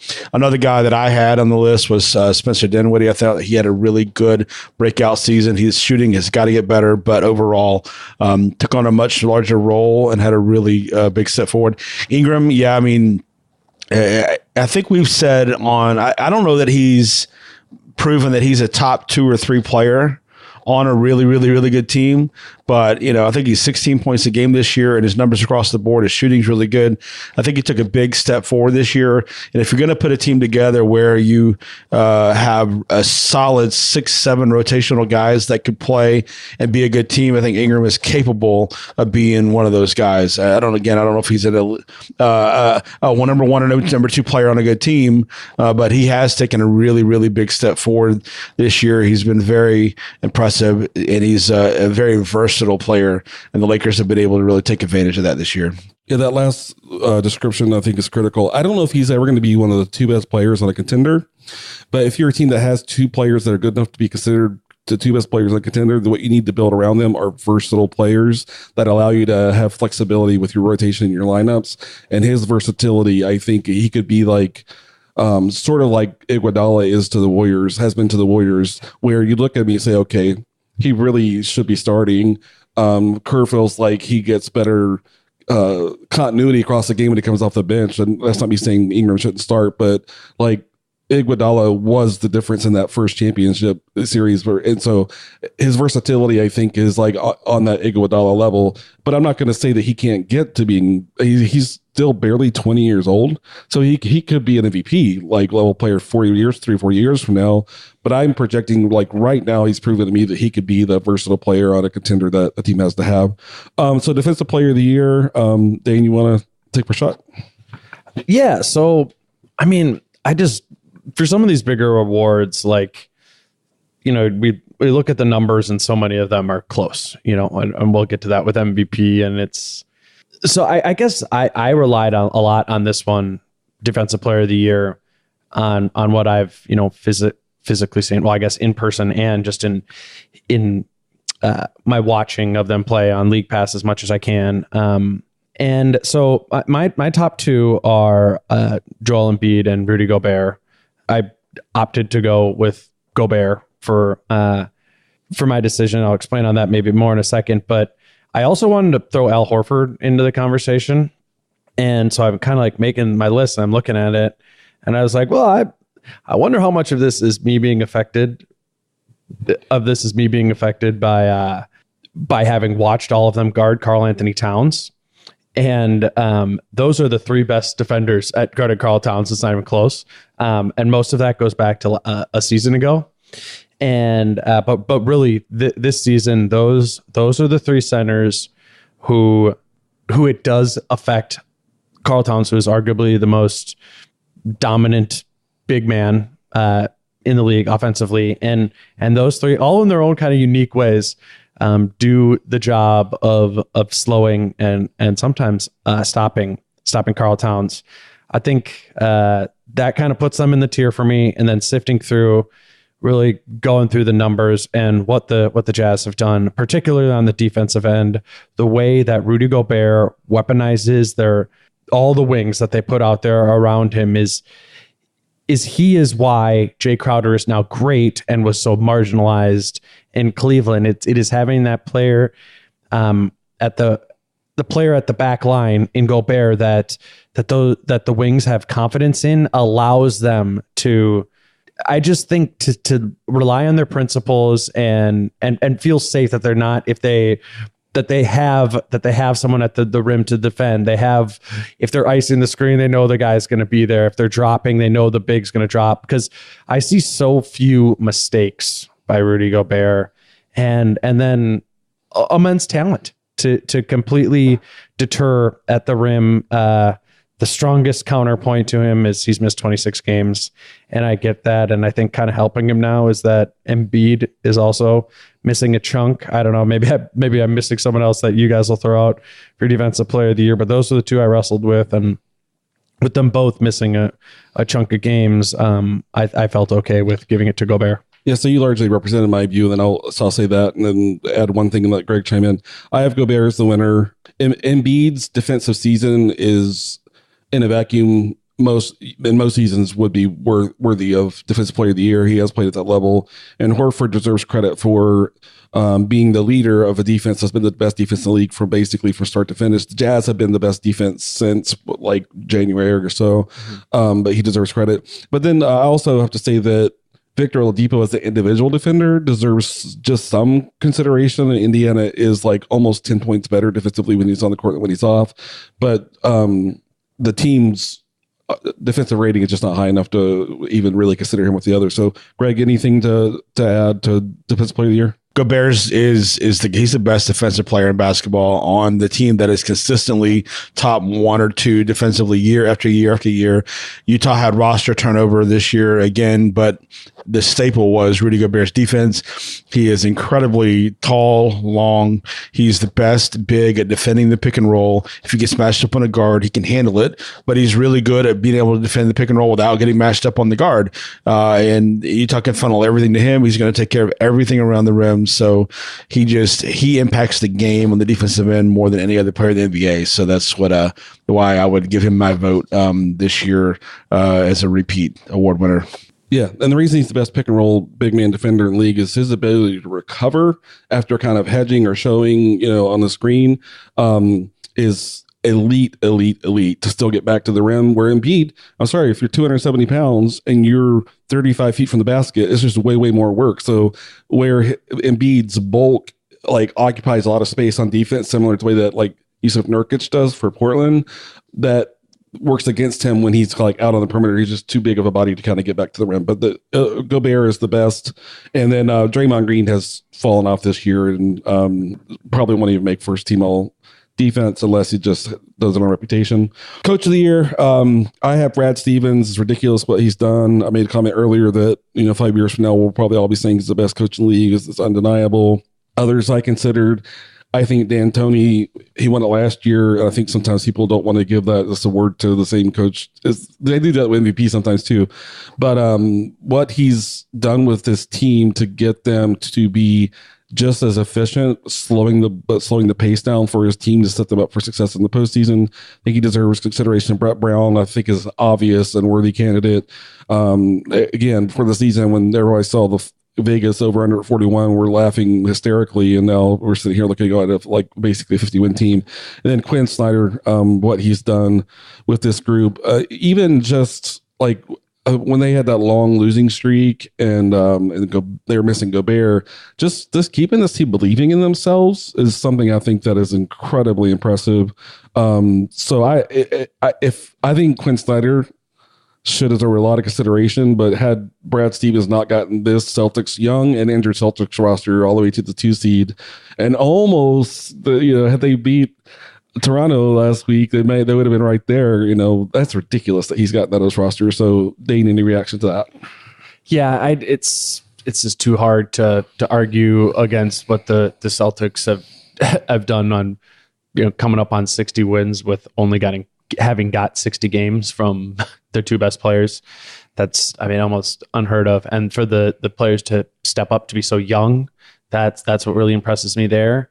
I don't have it as much of a margin, though. I mean, the consensus is pretty much Stevens, but I really, Dwayne Casey, I think is huge. From obviously, we talked before about a full-on offensive scheme shift, but the ability to manage the personalities in that type of shift, when that shift takes away from Kyle Lowry and DeMar DeRozan's counting stats, I think that took a great coach to be able to do that. And I would give it to Stevens, but I will certainly hear Dwayne Casey. There's a bunch of people on the list this year too. I think Pop won't even get any acknowledgement. He dealt with this whole Kawhi dysfunction, and they're going to be like the 5th or 4th seed, maybe. I mean, there's been some great coaching here this year, and we can kind of see that coaches who have struggled, and that's the talent discrepancies. The coaches that are able to get every one of those drops of talent out of their players, it makes obviously a huge difference. But my 1A and 1B vote are Stevens and Casey. Shocked you didn't have Tibbs on your list, Dane. Greg? Well, I actually would go a different route than you two guys. I would actually give my vote to D'Antoni, quite honestly. I think to get this team to 64, 65 wins, wherever they're 64 now, they may get to 66 maybe. And the talent, I mean, yes, he has James Harden and Chris Paul, but if you look at other teams in the past that have been super teams, I mean, the LeBron, Dwayne Wade, Chris Bosh teams in Miami, Golden State last year with KD and, Steph Curry, Klay Thompson, and Draymond Green, even Oklahoma City this year with Westbrook and Paul George and those guys. I mean, this team doesn't have a lot of elite talent players, and this team is easily the number one offensive team in the league, easily, and they're a top 10 defense. Chris Paul, for all the great teams he played on, the Clippers, with all the talent, playing with Blake Griffin, DeAndre Jordan, guys like that, JJ Redick, he never won more than 57 games in a season, and they're going to be 8 or 9 wins better than any season Chris Paul's ever had with the Clippers or with anyone else. So I think D'Antoni has done a terrific job.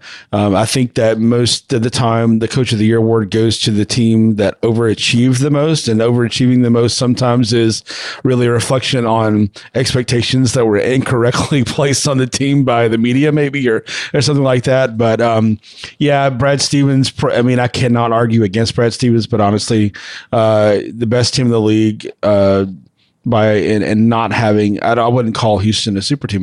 Why wouldn't they have 2 elite players? But other than that, they've got guys who have been role players, and for me, I would give the vote to Mike D'Antoni. Okay, I'm going to go to an MVP next because I think Rookie of the Year is the hardest one. So, Greg, talk me through your MVP. For me, there's only 2 guys in consideration: LeBron and James Harden. LeBron, I would love to be able to say my pick would be LeBron because LeBron is having the best season of his career. He's dealt with a lot of adversity in terms of the roster turnover that they have dealt with this year. But James Harden, as a player, has elevated his game this year. A lot of people may forget that their team had a ton of roster turnover coming into this season, and James Harden has adapted very, very quickly. They came out of the gates as the best team in basketball from day one. Really, the way they played in November, December, they put themselves at the top of the league, and they've stayed there. So, for me, James Harden has elevated his game, career high in points, career high in usage, career high in wins, and he's doing all the little things that great players need to do in order to win. And I think that's what separated James Harden from seasons in the past. So as much as I would love to say LeBron, I'm going to say James Harden. And Greg, I'm also with you. I have a two-player tier in Harden and LeBron, and what it came down to for me was I think LeBron is still the most impactful player on the game on both sides of the ball.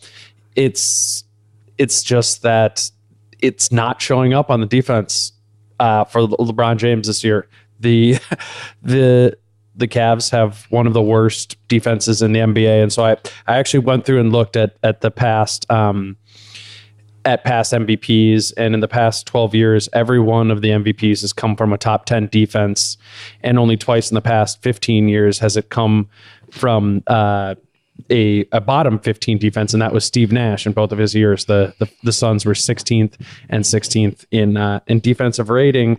Really, we need to see the players impact both sides of the ball, and with LeBron, obviously we see the skill set of someone to do it. He didn't do it in the regular season, and if the defensive impact isn't there, yes, he's had a monumental effect on their offense, but so is James Harden.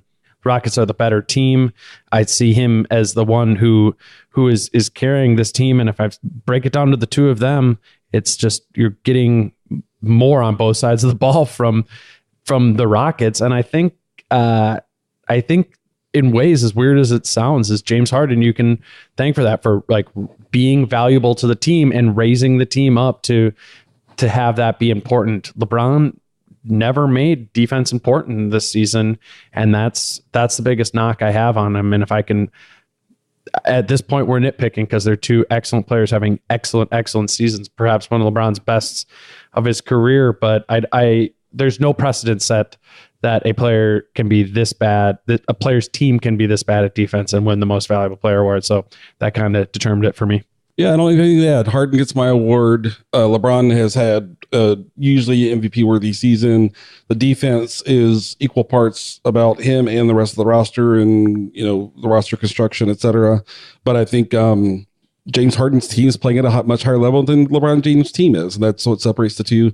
Anthony Davis is obviously going to show up in a lot of voting as well, and he's deserving of all that attention, but he's not on the same level. And Giannis, like 1 month in, everybody said Giannis had won it, but I think that the trajectory of the Bucks season has taken him out of that conversation. So Rookie of the Year is the one that everyone's going to fight about. I don't think there's a right or wrong answer. I think there are people just have strong opinions. So I'm going to do who wants to make the first case for the guy that they think should win it? Well, I want to preface this with something. And in that, I think we all acknowledge that what Ben Simmons does for the Sixers is irreplaceable. And Donovan Mitchell has been excellent.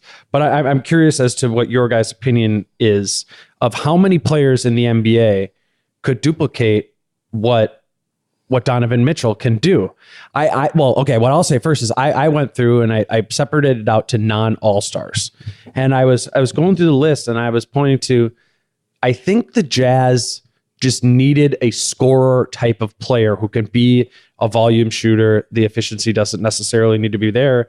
And I went through and I was like, I don't know if the Jazz lose anything if they have Eric Gordon instead of Donovan Mitchell playing there, or definitely like CJ McCollum. And while Eric Gordon and CJ McCollum are like great types of players, I think that Ben Simmons now is certainly at an all-star level. And we didn't know that at the all-star game, but now with more time to kind of to see more and to see how the Sixers have developed and how he's developed, if we're putting those arbitrary tiers of all-star, non-all-star, I guess I just see that what Ben Simmons brings to the Sixers is less easily replaced and thus more valuable. It's hard. Like, what are our definitions for how we do this? We didn't even really talk about that with most valuable player. It's not best player. It's most valuable of the team. What does it mean with Rookie of the Year? Yada, yada, yada. But for me, it's Ben Simmons and how I'm defining it, because I don't think that Donovan Mitchell is as unique of an impact on his team. Greg? Yeah, I mean, for me, it's Ben Simmons. Donovan Mitchell is right there. I think Dame makes a really good. His point of view is I think is a really good way of looking at it. I mean, Donovan Mitchell has done things that Utah. I mean, without Donovan Mitchell, Utah, I think, is not in the playoff, not a playoff team.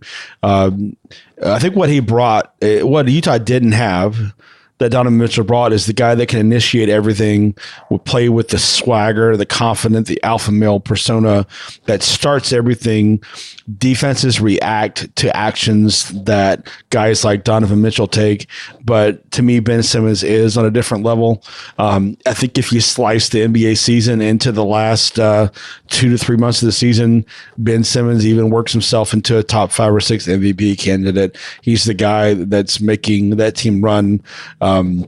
He's almost unguardable. And over the last 20 games, he is just shy of averaging a triple-double. So for me, it's Ben Simmons.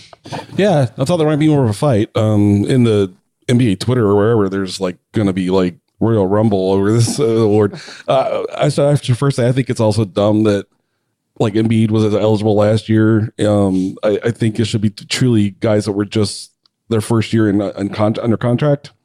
But that's not how it works. So I give it to Ben Simmons. What I want to say is Donovan Mitchell has had a phenomenal season, and it's a season that's worthy of typical Rookie of the Year. But the Jazz are in the playoffs because of their defense, and their defense is their defense more because of Rudy Gobert. Ben Simmons contributes a lot more defensively to the Sixers' success. And so I think he's just been a more valuable two-way player, and describing him as replaceable.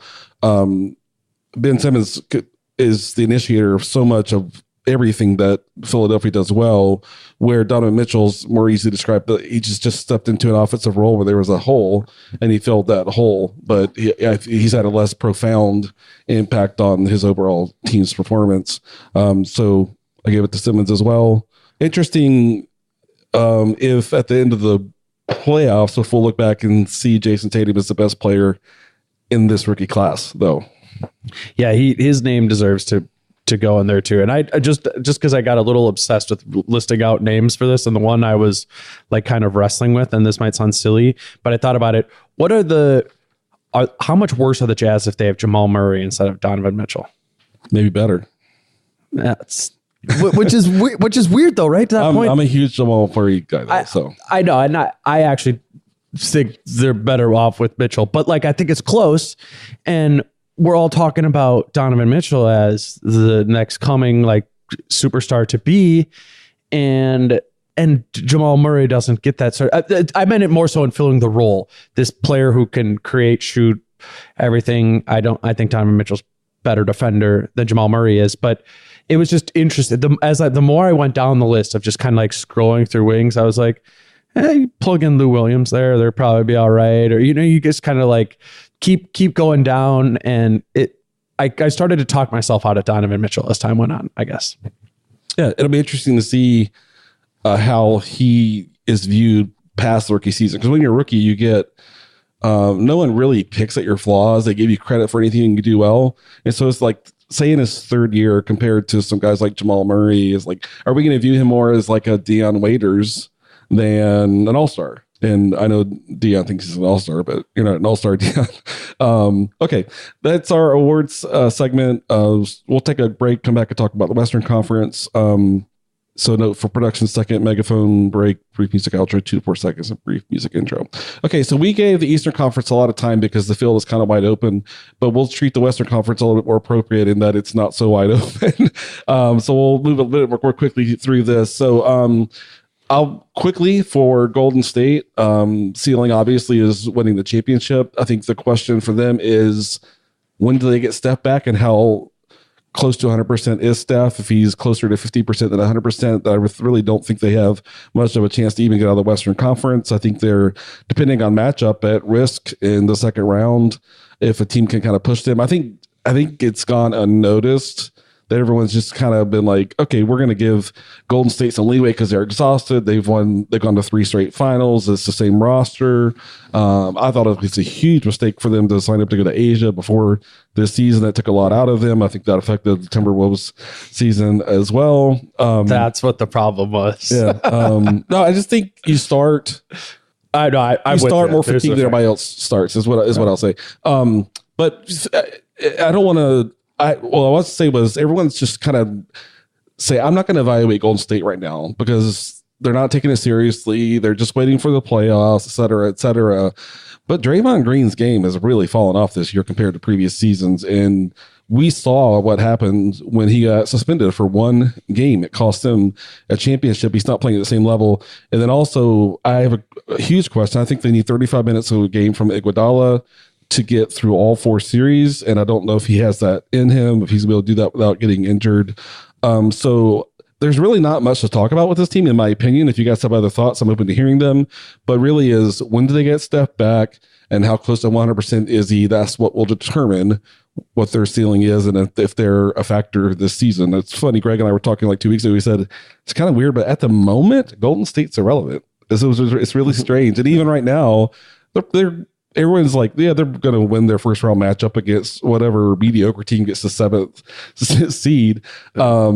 I would question, like, the Pelicans slide in there and Steph's not playing, and AD can, it's going to take a team with a player like that to do it. But it comes down to Steph coming back and seeing how much of what he is when he's healthy he is. So I'll let Dane.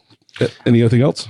Yeah, just the one thing I would point to, and you're kind of alluding to it with Steph, is I think the injury, like kind of the, trickle-down effect of it will be that it's going to take them more games to get through the first and second round, if that's what we're talking about. And I think factors into like Iguodala's status. Yeah, I see that as an issue. I generally try not to put up too many red flags when it comes around the Warriors. I know like a lot of people in Minnesota are like, gunning for like, oh, we want to get the Warriors. They don't have Steph. And I'm like, okay, that's ridiculous. I still think the Warriors are an elite team. I'm not concerned about them. I'm not concerned about any first round matchup that they can get. I think it will like come down the line. The Rockets is, I just haven't been able to decide, but I'll say it's like a coin toss right now. When we get to predictions, that's kind of where I left it at. But that's a really big development from a season ago. When if we would have had this conversation, I would have said they can still win the finals if they lose one of their top 4 guys. And now I think losing one of their top 4 guys brings them. Does not make it an even contest where it would have a year ago made an even contest. Now it might not be enough, 3 of the 4 guys. And so, yeah, I do think it's fair to somewhat have our, look at things a little more and, and consider them that it's a possibility that they might lose, but at the same time, knowing that this is still the Golden State Warriors team that is supremely loaded with talent. I wouldn't be surprised to see Draymond to kind of bounce back into his old form. So I'm not putting up too many red flags. Greg? Yeah, I mean, I just don't see the same passion and fire in this team. Maybe we'll see it in the playoffs. Maybe we won't, but I just don't see the same passion and fire. I mean, this story is well known about when Golden State lost to Cleveland and Draymond sends the text to Kevin Durant and they came back. They may have been the most driven postseason team I've seen in a long time last year, where they wanted to play perfect basketball every minute of every game, sweep every series. And I just don't see the same passion and fire from them. Absolutely, they could win the finals. Absolutely, they could be the champion coming into this season. I don't know. Maybe they were the heaviest favorite at the beginning of a season in terms of Vegas odds makers, defining odds for someone being the champion. I mean, they were considered head and shoulders above everyone in the league, and they have not been head and shoulders above everyone in the league. One of the things that made them great last year, they were the best team in the league in terms of 3-point differential. They outscored their opponents at the 3-point line last year by 9 points a game. This year, they're only outscoring opponents by 3 points a game, which is not a lot. If you compare that to Houston is outscoring their opponents by 15.3 points a game at the 3-point line. So clearly, Houston has been the better regular season team. But if Golden State's healthy, they are every bit as good as Houston. The one thing that concerns me a little bit, too, is that some of the players Golden State's relying on as rotational players, like a Nick Young and David West not playing minutes, and he's gotten a little bit older. They've got some guys that have aged a little bit. Sean Livingston not as young as he used to be, and the number of knee surgeries that he's had. So I think when you get down the bench a little bit with Golden State, there's a little bit of concerns. Obviously, the injury to Steph Curry is a concern, but I think their biggest issue is just I don't see the same passion and fire that I've seen in prior seasons. It's hard to carry that season after season on an 82-game season in the postseason. So if they come back and if we see that fire in their eyes, then teams better watch out. But still, if you get to a Golden State Houston Western Conference Finals, it may be one of the most epic conference finals we've had in NBA history. So I'll just leave it at that. Yeah, and the other thing, Greg, you're talking about fire and energy and whatever. Also, like all the technical like Durant getting thrown out his first game back from injury. I just don't see the order and the mental state that you would expect a team. They don't look organized. They don't look like they have role clarity on who's in what role, who does what. Maybe they just go all back to what they were before. But I just think they're kind of a mess right now, and it takes time to clean that up, and it's not just automatic. It's they're the most talented team. The thing is so interesting is that, to Greg's point about the Vegas odds, at the beginning of the season, if you'd ask all of us, do you want the Warriors or the field? Everyone of us would have said the Warriors. And now if you ask everyone you want the field or the Warriors, everybody's going to say the field. That's how far the line has moved on the season. But I think they've gotten into a really, really funky state. I think I don't know if Draymond has infected Durant's purity or how.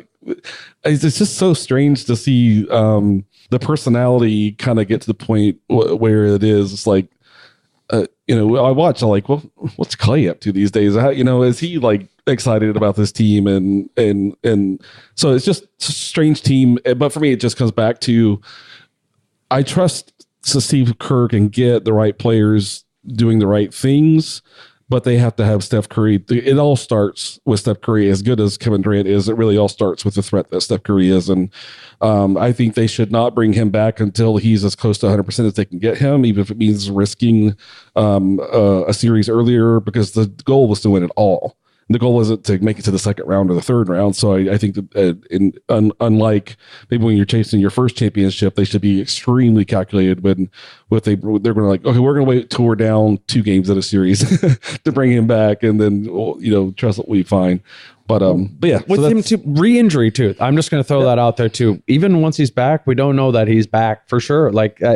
Particularly with ankles. I mean, I know this is a knee now, but it is been a every year a perpetual issue with him and his ankle. So I'm keeping my eyes open for that too. Okay, now let's talk about Houston. If you're wondering why we went in order, the Eastern Conference started Golden State, and the Western Conference is because they're the reigning champion, and I think reigning champions get deferential treatment, but we'll go in order from here on out, Greg. So, Greg, thoughts on Houston first? Well, the beginning of the season, the point that I made about Houston when we did the preseason coverage of Houston, I said, here's the question. The question is, will James Harden adapt Chris Paul's mentality, or will Chris Paul adapt James Harden's mentality? And we saw in the very first game of the season, it wasn't just James Harden that adapted Chris Paul's mentality. It was the Houston Rockets that adapted Chris Paul's mentality. Saw them, I think it was the first game of the season, they were trailing. In the second half, we saw the Houston Rockets defend and pressure the ball like I've never seen the Rockets do before, and play the passing lanes like I've never seen them play before. And Chris Paul's thumbprint was on this team from day one. That might sound like an argument against James Harden being MVP. It is not at all. But Chris Paul's style of play, his intensity, his focus, his discipline, his effort has bled through the rest of this team. They play so hard on both ends of the floor. They play so disciplined on both ends of the floor. It's really interesting that they, in an NBA era where ISO is not the valued sort of approach on the offensive end, they are the ISO team, the best ISO team in basketball. They're, I think they're near the bottom of the league in assist percentage and things like that. But overall, what they are terrific at on the opposite end is they get exactly the matchup they want. We have our 5 guys, you have your 5 guys, whichever one of our guys we want matched up on, whichever one of your guys we want to match up on, we're going to get that. We're going to get every possession, and we're going to go ISO, and we're going to beat you. And they are the best in the NBA just getting that matchup that they want every single possession down the floor. And then defensively, the commitment level to pressure the ball, to prevent teams from getting the ball to their first option. When you talk about stopping teams from getting the first option, now you're forcing the ball to go through the 3rd, 4th, 5th option. We're watching the Houston Oklahoma City game last night where saw 4 possessions in a row. They forced, Brewer to take the shot and miss all 4 times. I think Houston wasn't as, motivated to win that game last night. They really didn't have anything on that game, but we saw in sort of these spurts where Houston can force your 5th player to be the guy that takes the shot, possession after possession after possession. So to me, they've been easily the best team in the league. And it's nothing fluke about it. And if we were going into a finals matchup today, I would pick Houston by a healthy margin. Part of that because of Steph's injury. But at the same time, they've just been a more disciplined, more precise, detail-oriented team than anyone in the league this year. And I think that makes them better than anybody. Dane? It was when you said it has Chris Paul's fingerprints all over it, Greg, it made me think of the Hornets teams, the Hornets Chris Paul teams. And I guess I would need to go back and dig a little bit more into what those Hornets teams exactly were. I'm just kind of going off my memory, but they do seem to, I mean, it's not purely Chris Paul's team in the way that those teams were, but kind of like a group of guys that is bonded over Chris Paul's mentality. And I see that, and then just a way higher level of talent. Plus, they have found out how to essentially break the game mathematically. And what comes out is one of the best teams ever. I think they're completely dangerous. They have. I remember at the beginning of the season, there was some talk of are they going to be able to put it together in one season like Chris Paul and James Harden? They put it together in a month, and Chris Paul was on the bench injured during that month. This has worked exceptionally. I love the moves they made on the margins of PJ Tucker, Luc Mbah a Moute, the versatility that they can bring. Clint Capella there's no team that would get more out of Clint Capella than the Rockets do. This team's dangerous, and they really deserve to have their name in the contenders for the NBA Finals conversation. I don't know if it's slander on the Warriors anymore to put them there, and to say that this is the Rockets are very much in this. I don't think it is. What the Rockets have done this year, if you've watched them play, they are going to compete, and we talk about that dominance, that ultra competitive. This team is ultra competitive, every one of their players. I don't see any sort of let up happening in the playoffs, and it's going to come down to that Western Conference Finals matchup with the Warriors, and they're healthier too. Yeah, when Chris and I did the Are We There Yet on Houston, one thing we took time discussing was how Daryl Morey and Mike D'Antoni are a perfect pairing, because D'Antoni is so calculated, but he really believes in his 7 seconds or less in pace, and Daryl Morey is the perfect personality to challenge him and say, can we make this even better for this roster? And D'Antoni was open to that influence, and I think, and that they've collaborated and said, I think if we play slower, our players are going to be in better shape at the end of the year, but we can still create the problems offensively that we do. We just don't have to do it at that pace. What I'll add is that it didn't occur to me when I was having that conversation with Chris, because we were focusing on coach GM pairing. But if you think about Morey, D'Antoni, and Chris Paul, that identity that kind of comes together around all that, I call it the hell no mentality, where he yelled that out in a preseason game when Robertson was taking his 3-point shot. It's they just said to the whole league, hell no, and I do think that, and again, Greg, you said that doesn't take it. I think it was Greg said that doesn't take anything away from Harden. LeBron would not have become the LeBron that he ultimately became if he didn't go to Miami and expose himself to Dwayne Wade's mental approach to the game. And that doesn't take away anything from LeBron, but he needed that. And I think Harden needed Chris Paul's kind of identity to be attached to this team and to kind of make it over and those sorts of things. So the alignment has just been fundamentally impressive. And I think the one thing that I'll say, I said when I talked with Chris, was I do think that every game they play puts Harden and Paul at risk of becoming fatigued or physically regressing to be able to kind of be at a level where they can impose their will on the opponent. So I think it's critical for them to have a killer mindset in the first round. Like first round, they're like, we're sweeping. And then we're going to get off of our feet and not play for a week, and we're going to get our bodies right. Then the second round, we're winning in 5, And so if they struggle like with their confidence or to really believe in the identity that they have or any of that, and let someone who doesn't really deserve to take them to a 5th or 6th or 7th game, I think that puts the later rounds at risk in terms of them being able to perform at their highest level. I think that's a critical part of them being a contender is kind of getting through in 9 games collectively for the first 2 rounds. And if they get matched up with Utah, that might be a problem because Utah is hard on everyone. So their matchups are going to be critical part of kind of their likelihood to make the finals or not. Okay, Portland. When Chris and I were talking about who was a threat to Houston, he called Portland cute, and I was like, not sure you said that Dame's face, but Portland. So my notes here, they're clearly a different tier. I don't think that finals appearances in their ceiling. I think that's so incredibly unlikely. But I think they deserve. I also want to give them credit. They took a step forward this year as a team that playing at a higher level, but they still have another 1 or 2 iterations to do with the roster and even their approach to the game to be a threat to win a title.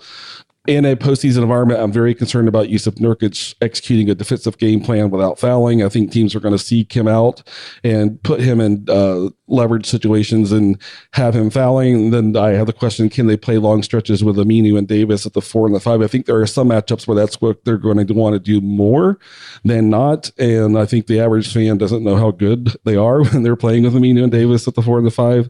And then the injuries. Harkless is hurt right now, and I don't really have any information on how bad it is. It's described, I think, as day to day, but we're at a point in the season where you could say that about a guy who they even want to be have off his feet for like 3 weeks. Even Dame is hurt.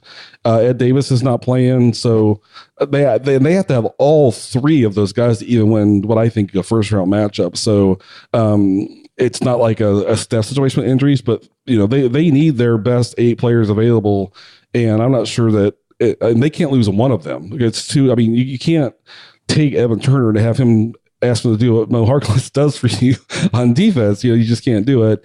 So I'll stop there, Greg, and let you react. Yeah, I mean, I think they have overachieved maybe more than any team in the NBA this year. They've dealt with some injuries. They're not a loaded team. I mean, yes, they have Damian Lillard, who's one of the best players in the league. CJ's terrific, but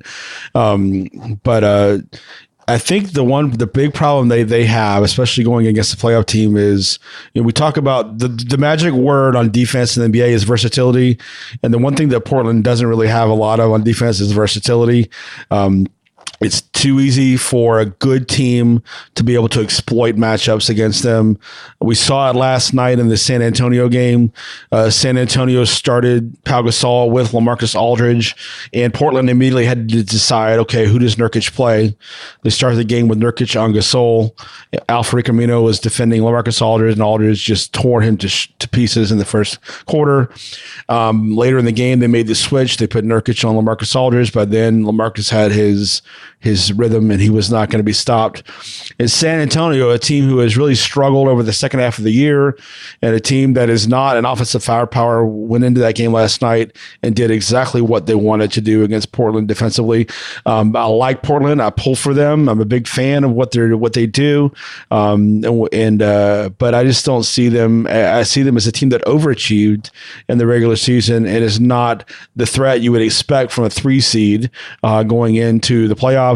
Then one other thing I'll say is if you look at the splits for a single player's performance between wins and losses, there may not be a bigger disparity for any player other than CJ McCollum. When McCollum in wins, McCollum played terrific, and in losses, his numbers were not good at all. His shooting numbers were terrible across the season in losses.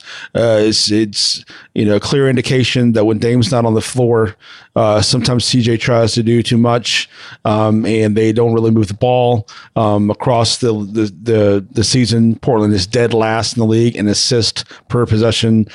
So there's some flaws on this team, which to me kind of in a way makes me respect what they've accomplished in the regular season even more, but I don't see them as a serious threat in the playoffs.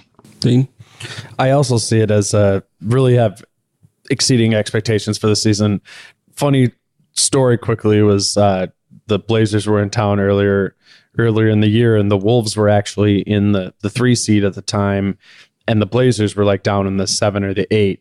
And I was able to talk to Damian Lillard after practice and after their shoot around, and kind of like brought up the idea of, do you think that meaning the Blazers and the Timberwolves can kind of be the best of the tier right below the Warriors and the Rockets, who had pretty clearly separated themselves. And Damian Lillard just snaps at me about referring to the team as their team as in a tier below anyone. And I was like, okay, I didn't think that was that ridiculous of a question. Like, the Warriors have been in the finals the past 3 years, whatever, and the Rockets were dominating. But honestly, I thought a lot about that, and it's that mentality. I think that is why the Blazers have exceeded expectations, is because they actually believe, Dame being the instigator of that, this belief that they are as good as anyone in the league, and that shows up in the way they play basketball. Yes, they don't have the level of talent that a lot of the other teams have. Other teams in that kind of, in the West have, but behind Dame and McCollum, they have enough to be very good. I question them in the playoffs. I was saying on our Timberwolves podcast that that's the team I would most want the Wolves to draw in the first round, just because I do think there's a little bit of fool's gold to them. But Damian Lillard deserves a ton of credit for instilling a mentality in this team, and Terry Stotts deserves a ton of credit for putting a strong impetus on defense and being willing to be creative with different lineups that allow this team to defend at a higher level. They have had a great regular season. Yeah, it might sound like, as we talk about this team, like it's a backhanded compliment, but it's not. It's an intellectually honest observation that, wow, what they accomplished this season was impressive. And what I'll say is, when I look at them, when I watch them play and assess them against the best teams in the league, the coaching competency is there, the star power is there, the culture is there. Now they just need better supporting cast players. And that's a nice spot to be in. I mean, they have their foundational players, they have their coach. A lot of many organizations don't have that. And I think Dame has this season taken his game to another level, where before I think people asked, can he be the best player in a contender? And I think now he's made the case like, yeah, he can be the best player on a contender. He can be the lead dog, if you will, on a contender. But, 3 through 8 and 9, they're just not nearly as good as even the Raptors, as the Warriors, especially when healthy, as the Rockets. And that just comes down to, can they attract those players? Can they draft and develop those players? But Dame, when he went to talk to the owner, Paul Allen, right before the trade deadline, and kind of send some messages, I think Dame was feeling like, dude, I'm in my prime, like right now. So if we're going to try to make this happen, we have to try to make this happen right now. And I do think that this coming off season is going to be have a profound impact on where this organization is even 3 or 4 years from now, because I don't think Dame's going to stick around if, as much as he seems to want to be a trailblazer for life, et cetera, et cetera. You spend any time like listening to him talk, you can tell he wants to be the best. He wants to win a championship. And if the organization's not able to make that happen, I do think that that's going to sour pretty quickly. But I do think this team deserves a ton of credit for what they accomplished this season, even if we think that their success is not quite sustainable in a postseason context. Okay, Utah, I'll start. Can they generate enough offense against teams like the Pelicans and OKC? And again, OKC has problems on offense sometimes, but most games they're going to put up a pretty big number. So even if Utah's the best defensive team in the league, and similar to the way we talk about Boston, is can they put enough points on the scoreboard in the postseason setting to get 4 wins out of 7 games? I also have the question of, can Jay Crowder, Rudy Gobert both be on the floor together? Crowder's going to make his jump shots for that to happen.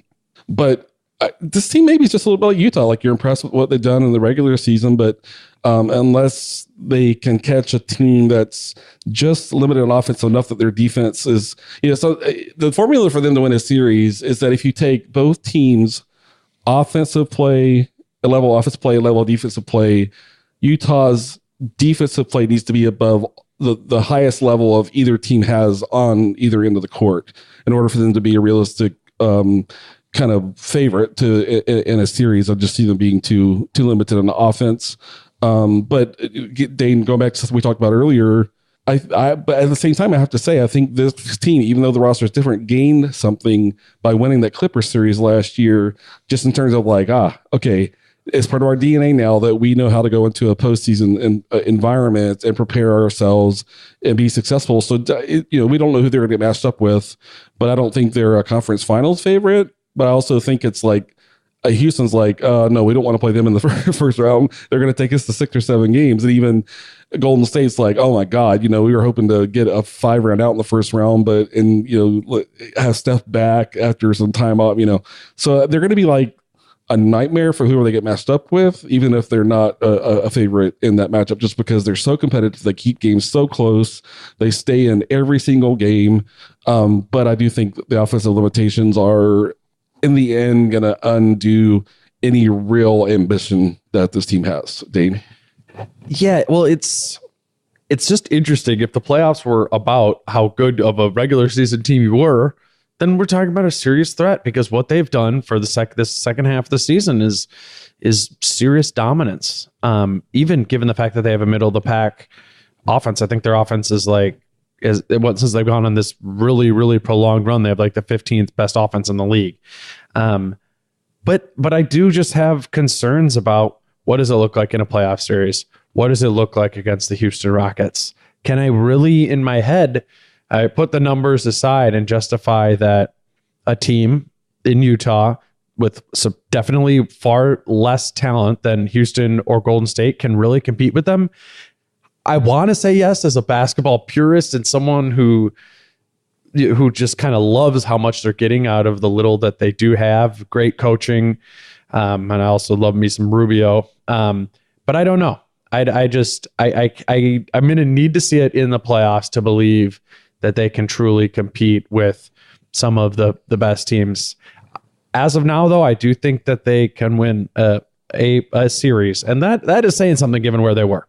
Yeah, absolutely. Especially where expectations were beginning of the season, right? Yeah, I mean, as late as January and approaching the trade deadline, I had doubts about them even making the playoffs. But we all, I sort of liken them to like an option team in football, where you have to face when you face them, you have to face something you don't face with anyone else.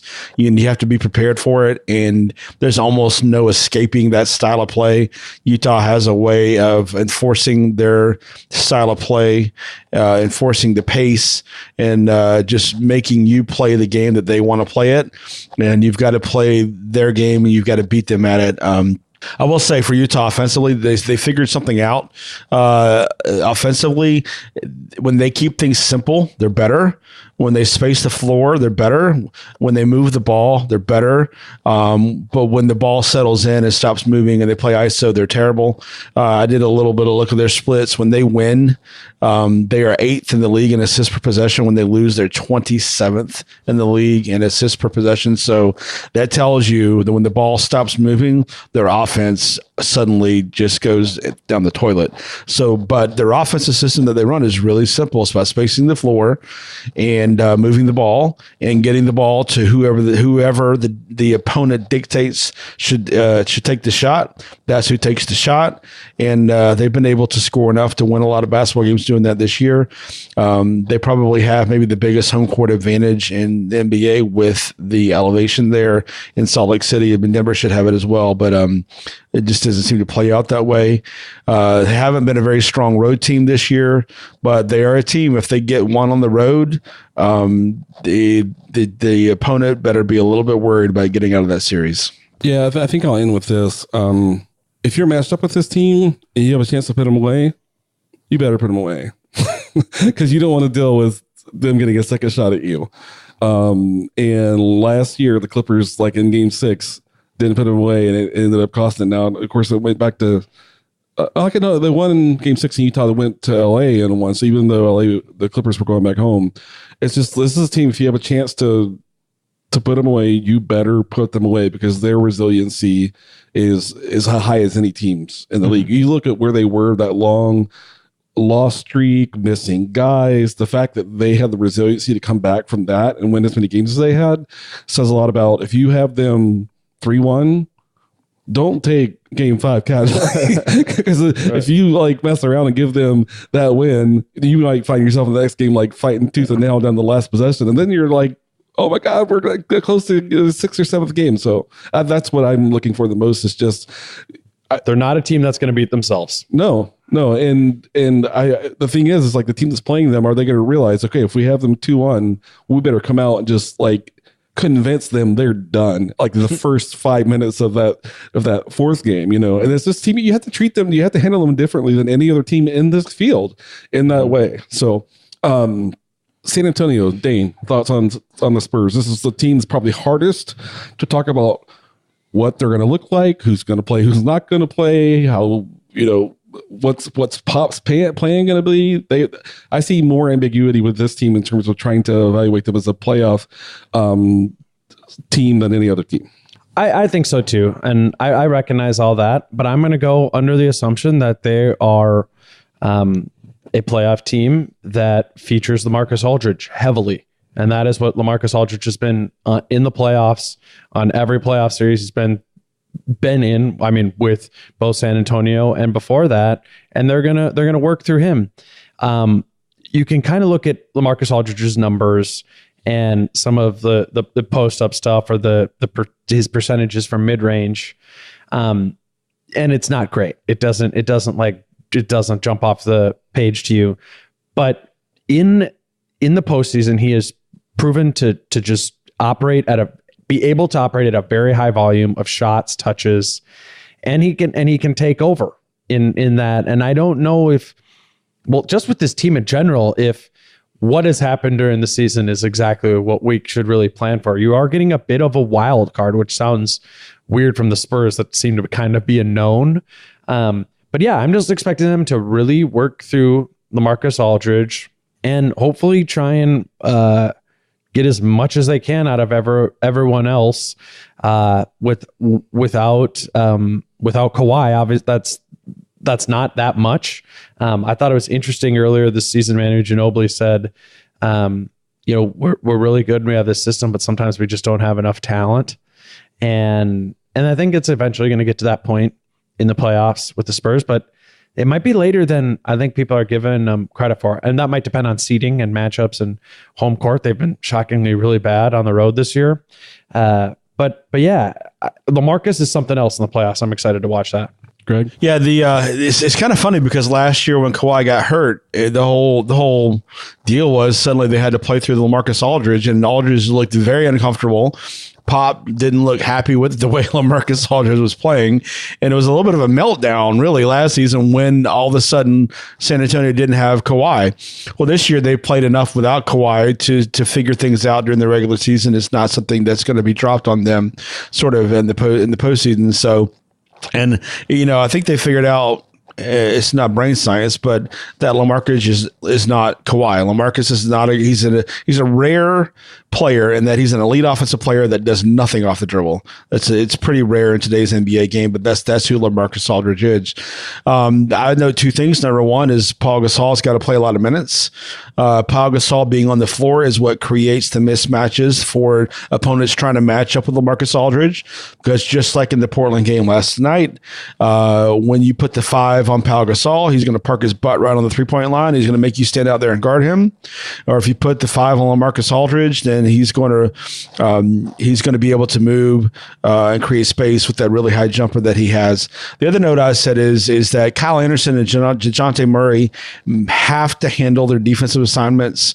When they don't handle their defensive assignments and Pop looks down the bench to who can I put in, and it's Ginobili, Parker, Danny Green, Brent Forbes, just not a lot of good options in terms of defensively. Those players have really, really struggled on the defensive end this year.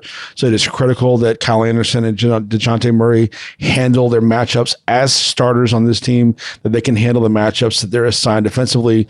The other option is to go to Rudy Gay for more minutes. Again, Rudy Gay is a former, all-star player who just doesn't have the same ability to play heavy minutes the way he used to. So the two things, Pau Gasol's got to play a lot of minutes to force the mismatch for LaMarcus Aldridge, and Kyle Anderson and DeJounte Murray have got to handle the defense assignments, because if they don't, Pop really just doesn't have any options. Yeah, I just think the gap in the backcourt versus the other team's backcourt play is going to be what really limits this team, although Pop's going to make the most of it. And a little bit like Utah, this is going to be a team that maybe nobody thinks they're going to make the finals, but no one's going to get matched up with, because it's going to take a lot of work to get them out. Just like with Miami in the Eastern Conference, I don't think they're going to make the conference finals probably, but whoever is going to knock them out is going to have to work really hard to knock them out. And I'm just, regardless of who plays, they're probably going to get knocked out, but they're going to take a huge chunk out of whoever has to take on the responsibility of knocking them out. And that may have,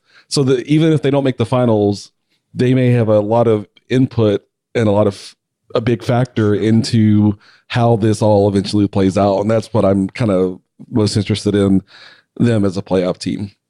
Oklahoma City, Greg, when Chris and I recorded on Boston, he was giving me a lot of crap about my awesome Oklahoma City Thunder analysis on our podcast last week, where I was like, I think I read it like it was like a read a prepared statement. Like, I learned nothing about this team. So over and over, and I threatened to replay the Buck segment and just have them edit the production team put the Thunder in instead of the Bucks. But basically, what this comes down to is, can they find a fifth player that can contribute and play next to Russ, PG, Melo, Steven Adams? I gave all the lineup data last week. Those four guys, it's a 4-man unit, play at like 8 or 9 points net rating, but when you add Abrinas or Ferguson or Felton or whoever, it's just not enough, and they may win their. For me, it's like it almost becomes like a thing of random. Like, if Russ hits enough of his perimeter shots in a game, they're going to win. If he doesn't hit enough of his perimeter shots, they're going to lose, and it comes down to that. And I'm a little bit over this team, and maybe a way as an observer and as a person who considers myself an intellectual, I should just say open-minded to them kind of figuring out how to make this work. But when I watched them play, I was just like, oh my, Sam Presti, I think, came into the season with a lot of fanfare for having gotten Paul George, and then, Houston tried like crazy to get Carmelo Anthony. And I don't think I said this out loud, but at the time I was like, why is everybody working so hard to get Melo? Although I've been impressed, like how the buy-in that Melo's had to not being a priority on offense. But when the ball has found its way to him, he, in important stretches of the game, even at the free throw line or whether it's a perimeter shot, he just hasn't made enough of the shots that he needed him to make across the season. That's true.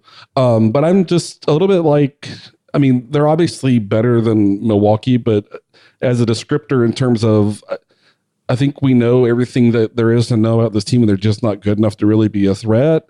And I think they're going to, because they beat themselves in ways that like Utah doesn't, in the way that San Antonio doesn't, they're going to be even probably an easier out than those two teams when that comes, Dane. Yeah, I think with that team is I'm a little more positive on them, and I really believe in Paul George.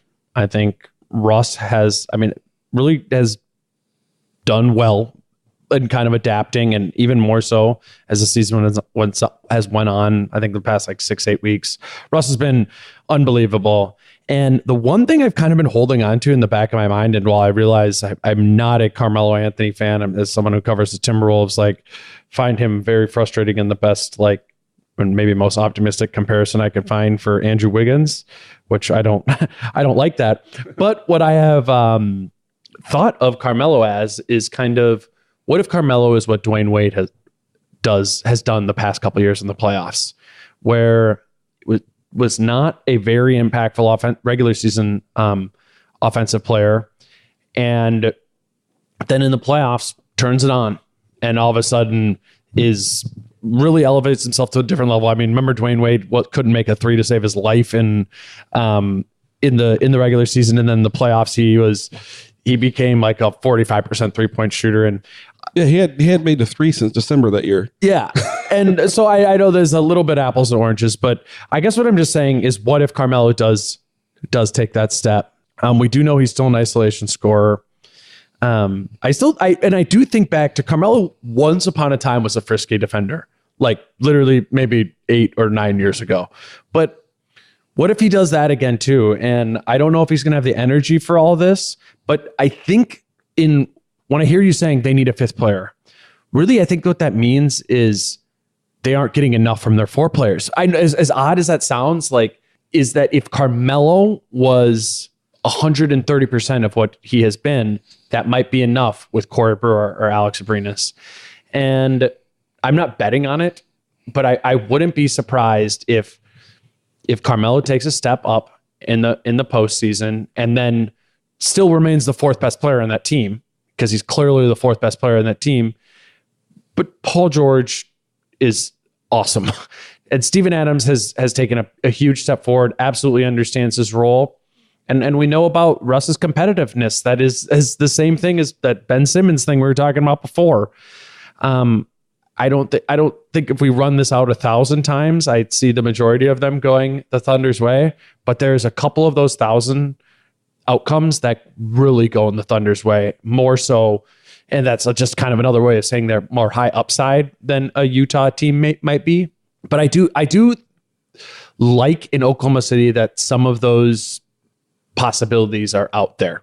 I don't know to what degree or what the odds of it happening are, but I could see things playing out in a way that favors them.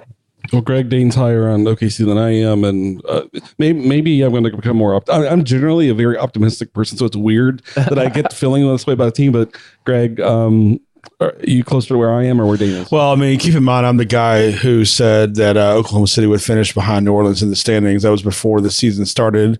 And here we are, and they're actually tied with 2 games to go, even with the DeMarcus Cousins injury. And I said before the season started, it's not outside the realm of possibility for Oklahoma City to miss the playoffs. And here we are with 2 games to go. They still haven't clinched their playoff spot yet. But I will say this is a team that can beat anybody in a 7-game series. They can.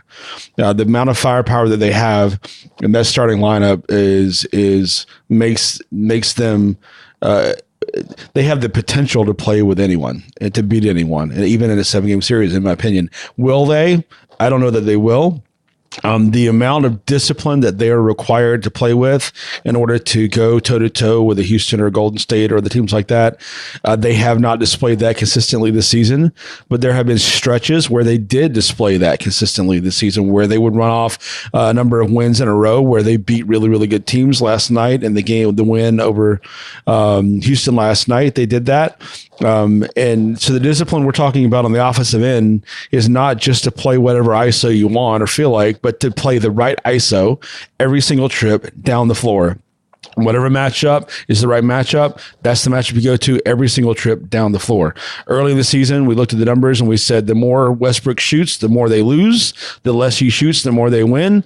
I don't think it's that simple of a formula, but the formula is you find the right matchup and you go at that matchup. That's exactly what Houston does. We talked about a little while ago that every time they come down the floor, they say, which one of our guys do we want matched up against which one of your guys? And that's what we're going to do. And that's what we're going to go at. And it doesn't matter who that is.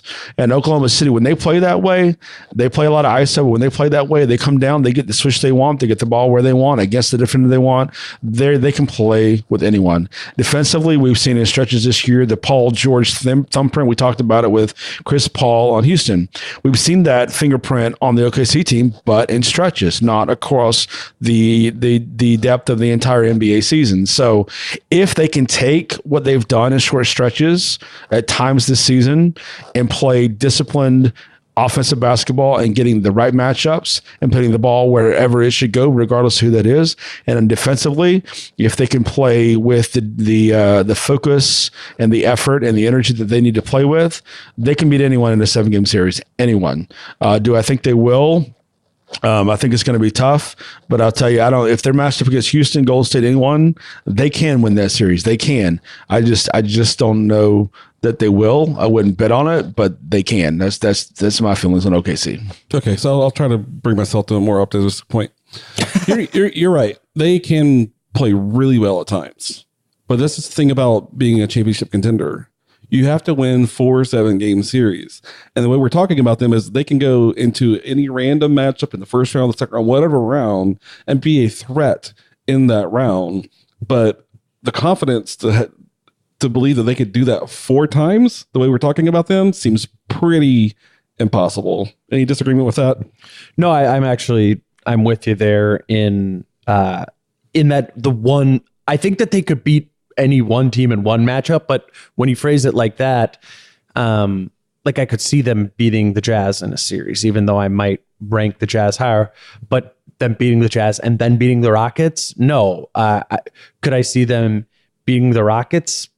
Maybe, if the series is right. Could I see them beating the Rockets and then beating the Jazz? No, because yeah, you're right. They've shown way too much of a propensity to vacillate. So I guess I wasn't trying to say that they're a contender. I just think that they have the capability to contend with anyone, even though that's not exactly the same thing. Yeah, they can play at a very high level, and if they could get that level and sustain at that level, they could be a real threat. But we've given them 80 games now to show us that. They haven't shown us that yet. So that's where I'd put that. So Minnesota's next on the list, and Dane and I spent the better part hour and a half covering them. So Greg, I think we'll kick it over to you and let you share your perspective, and then we'll add anything we think is worthy of it. Well, the big question mark is how ready is Jimmy Butler to play and contribute his first game back. He played well, contributed. So that's the big thing is, and the second thing is for me is, can Karl Anthony Towns play like the alpha male that they need him to be?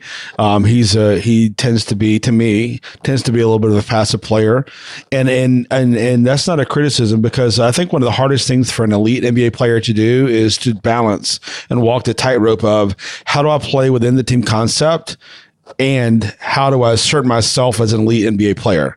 And, what does that look like? So how do I assert myself? How do I say, give me the ball when the game's on the line, I'm going to make a play, versus I'm going to play through the team? With Jeff Teague, my frustration when he was with the Hawks always was his inconsistent level of assertion as well. So for me, talent wise, Minnesota, they've got as much talent as anybody, just about. Some of it's not as experienced or mature as other teams, but the big question for them is, how much can Jimmy Butler be prepared to lift them from where they've been over the last month and a half versus heading into the playoffs? And then number 2 is just the killer instinct. It's a team that we just haven't seen the killer instinct. I think Jimmy Butler has the killer instinct. He's tried to be patient early in the season and try to play with the team and try to hope maybe that would pass along through osmosis a little bit. It didn't happen. So to me, the big question mark is, do they have that killer instinct to go out and slay a giant and get a win in a playoff series? I think the answer to the killer instinct is absolutely not. From a team standpoint, yeah, like you see it in Jimmy Butler, you see it in Taj Gibson, you see it in Jamal Crawford from time to time. It's going to hurt too bad to lose this game. We need to do everything we can to not lose this game. Let's win this game. And it doesn't transcend the entirety of the roster. And that's going to be an issue come playoff time, because if that happens, a lot of people have talked about Andrew Wiggins playing big in big games throughout his career, games against Cleveland, games against his hometown, Canada and Toronto. But I think what has been interesting as kind of a counterpoint to that is that Andrew Wiggins, the Wolves have been playing some of their biggest games of his career. The biggest games of his career this past week, and he's just still shown a propensity to disappear. And if he's disappearing, I just don't know if they have enough in Towns and Butler, not because those aren't great talents, but because the Wolves don't use those talents well enough. I agree with what Greg was saying in that Towns can be passive, and I do think that's a good thing. The double team comes, he kicks it. He is wise there, but the issue in the offense is that it is not structured in a way that gets him enough touches to begin with, and that ends up coming out in the fact that Andrew Wiggins leads his team in shot attempts. It's ridiculous. They're a team that is not constructed in the best possible way. They're not comfortable together, and I don't think they utilize the immense amount of talent they do have in the best way. I said the one team I would look forward to them playing and think they would have a real shot is Portland. And I think part of that is because what we talked about before is I think Portland has maybe exceeded expectations a little bit, while the Wolves have more that they can tap into.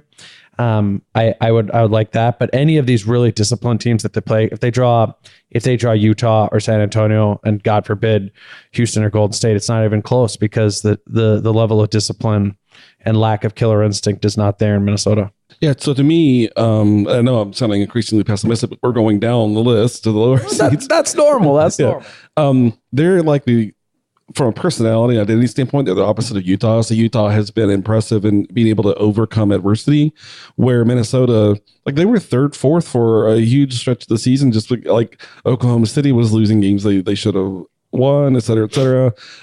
San Antonio wasn't healthy, so these things kind of rolled in Minnesota's direction. And not only have they not been able to overcome adversity, they haven't been able to maximize opportunity. And so it's just, that to me is the characteristic of a team that's not going to be able to put it together when the pressure ratchets up. And so I think that's going to, I think it's going to be kind of an ugly end to this season, but maybe that's an important feedback loop to where I love with his team, with his young talent, to see like a positive outcome. Like, okay, we accomplished something. We took a step, and it just doesn't feel like they're the team that's able to kind of even be coordinated enough as a group to take the step. And that's unfortunate. But we shall see. And like I said, Greg, Danny and I spent a lot of time talking about them. So Denver is still as likely as anyone to make it per the standings as I look at it today. I'll take a shot here. First of all, I think they need to have Gary Harris. I don't know what his injury status is, but they need to have him to have any chance to put enough defensive resistance against anybody they're going to get lined up with. And he hasn't played in a few weeks. So I don't know, Dane, do you have any information on that? On Harris, well, he didn't play in the game on Friday. Yeah, then the season, even these injuries that might cause a guy to miss a week or two, they start getting described as like day-to-day, game-to-game. You don't really know. I mean, that's where Kyrie was for 2 weeks before they just shut him down. But Harris is by far their best perimeter defender. And then the other note I had here is, can Mike Malone make the adjustments that are needed in a postseason context? I don't know. We've seen that coaching kind of equity from him. Or is Mike Malone just going to get flat out coached in many of these matchups? So, Greg, I'll kick it over to you for your thoughts. I mean, so one my biggest criticism of the coaching there is that throughout the seasons, it seems like Mike Malone plays rotations to players' expectations rather than to really match up, and that is part of what coaches deal with in the NBA is you're trying to manage egos, and part of egos is giving players minutes that they think they should have. And I understand it's not as simple as just play, sit a guy who thinks you should be playing. It's not that simple, but I think that he could be very. Denver has a very deep team. I think that they could be very creative with their rotations. They're deep, especially with their bigs. I think they struggle though to figure out which big should be in the game at which time. They have so much talent at so much, I'd say ball skill might be the better word, at their 1, 2, and 3 spots. They could play small. They can play small with Millsap, even at the 5 without a big on the floor. This is a very, very versatile roster, but what this team hasn't demonstrated is just the ability to execute down the stretch in close games. These teams should be better than they already are. But I just don't see, again, that confidence in the right that they can make the play that'll win the game in a clutch moment. We saw with Paul Millsap in Atlanta. Love Paul Millsap, great player, plays the right way, but not a guy who comes up with big moments in clutch situations late in games. So, I think that Denver could present matchup problems, but I just don't see the continuity on offense. Of all the weapons they have, we don't see the continuity. We don't see them leverage all of that talent to maximize the output on offense. So this is a team with a lot of talent, just hasn't really put it all together, and I don't see any reason to expect that would be different in the postseason. I do agree that they have a lot of talent, but they don't. But I couldn't see them contending at all with any of their potential matchups, which is maybe just another compliment to the Rockets and in Warriors. But But what we just kind of went through saying is that like Oklahoma City kind of seems like that they could compete with someone. The Wolves, if they really found a way to click, could maybe steal a couple games even from a Houston or Golden State. But it's just different with Denver in the notion that I don't think they quite have enough. And I think that's concerning. They haven't had the time to kind of coalesce. And with Paul Millsap, I mean, he's been good, but since he's been back, but I don't know if he is as high level of a talent to make them truly compete at a level that with another playoff team. They just kind of seem like a team that wants to hit a playoff pedigree before they go into a very expensive offseason.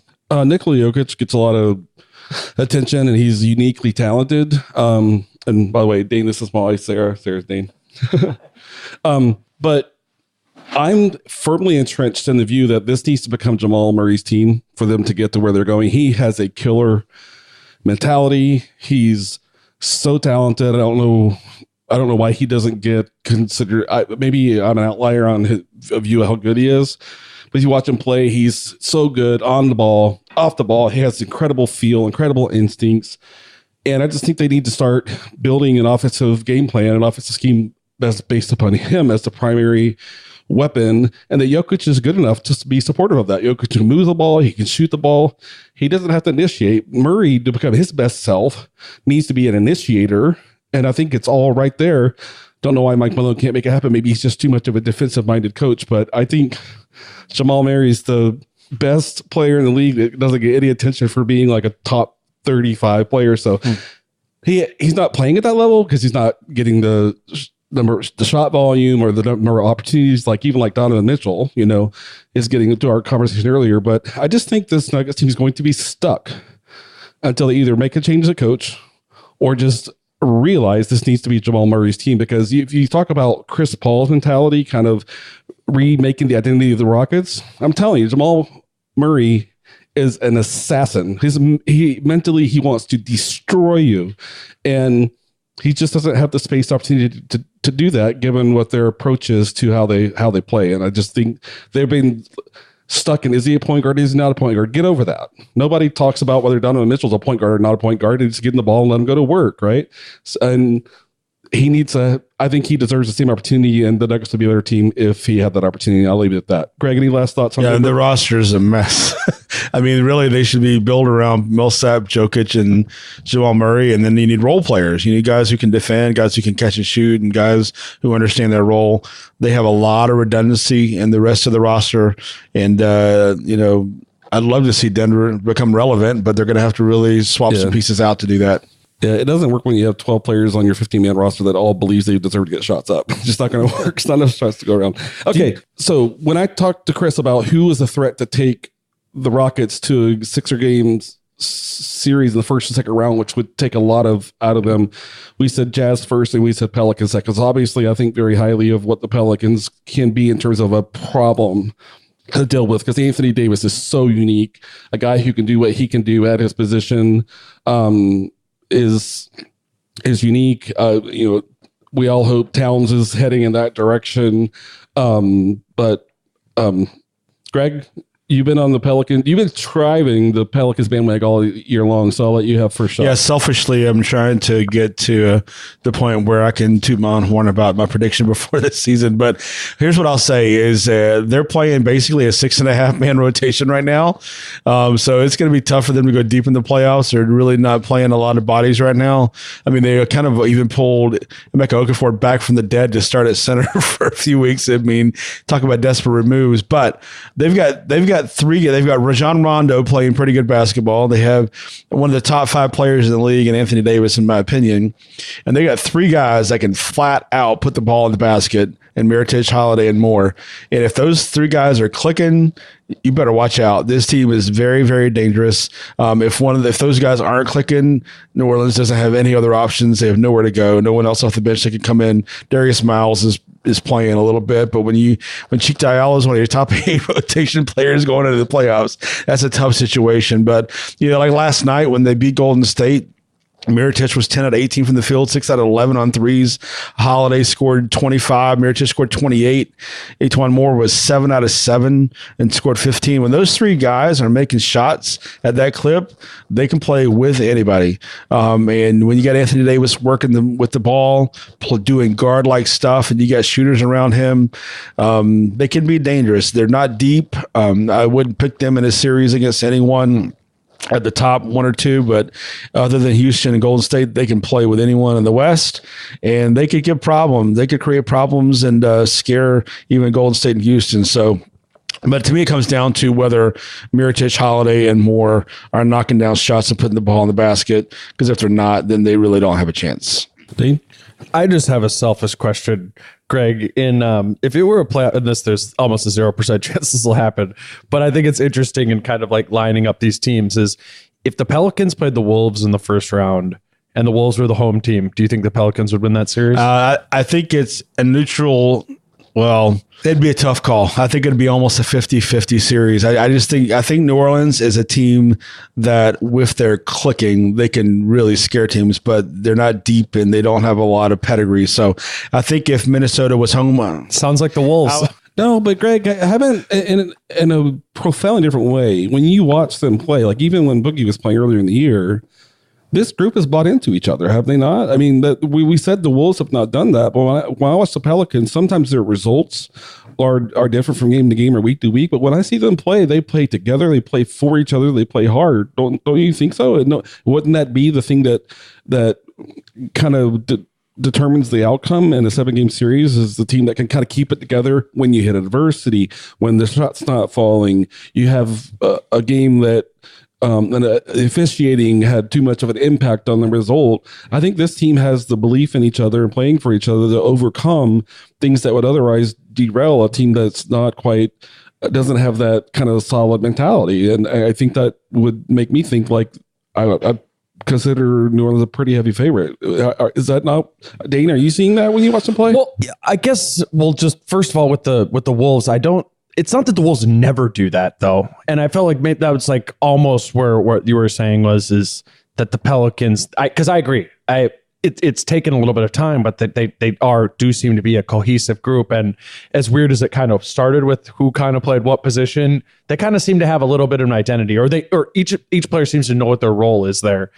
And I just kind of fear that I've maybe been bashing on the Wolves a little too much. Maybe it's just I'm too close to them and frustrated, but that happens in Minnesota too. As was just what I wanted to say is that there are times certain units normally, but just sticking with the starters in the Minnesota sense, where it does work. There is a cohesion. There is a group. There's a ton of talented. It kind of rises to the top. But so I don't know in that series too. Is I think it would be close. I'd probably give it to whoever. Whoever had home court. But I did want to point that out with the Pelicans, that I started watching them at the beginning of the season. I was like, what the heck is going on? There's point guards everywhere. And then there's all of a sudden DeMarcus and Boogie, or DeMarcus and Anthony Davis. And now it seems to sort of make sense. It's not a great group, but you have a more of a normal, they fill the floor more normally. If that makes sense. Like everybody knows the plan. Everybody knows the plan.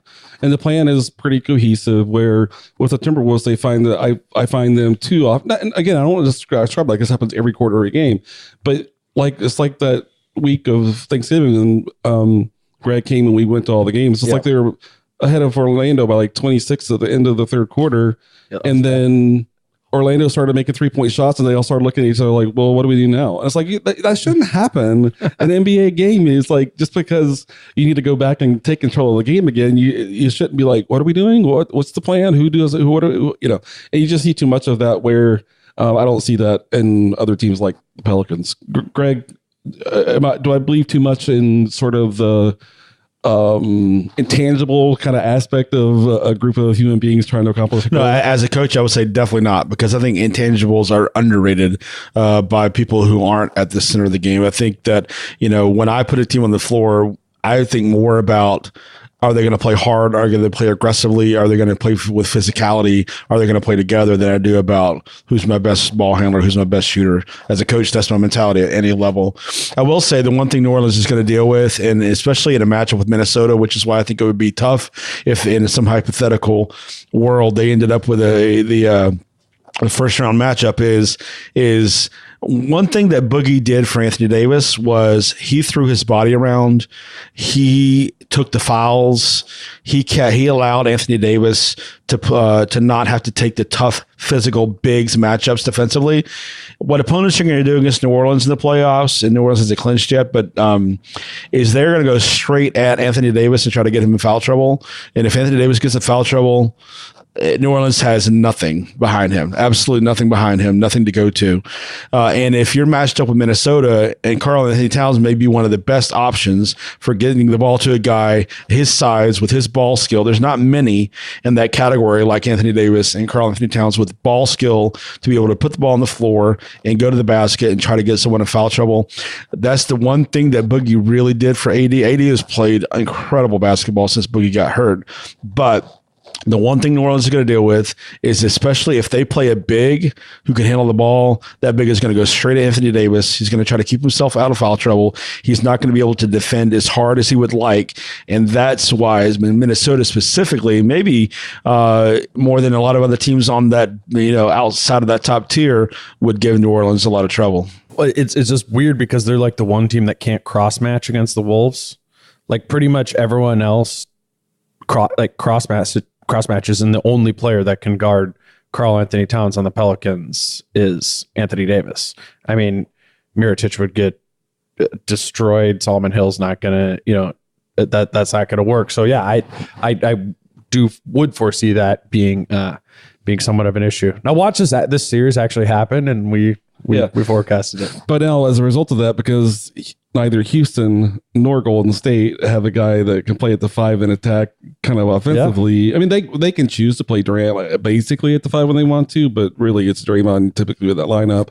But watch them be if they get matched up with either Houston or Golden State, the other team that doesn't get matched up with them is going to have such an advantage of not having to deal with them, because Anthony Davis is going to be able to attack their defense. So in that, I said the Spurs might not get to the Western Conference Finals, but might end up being a factor. The Pelicans could be too, just because of the unique matchup issues that they create.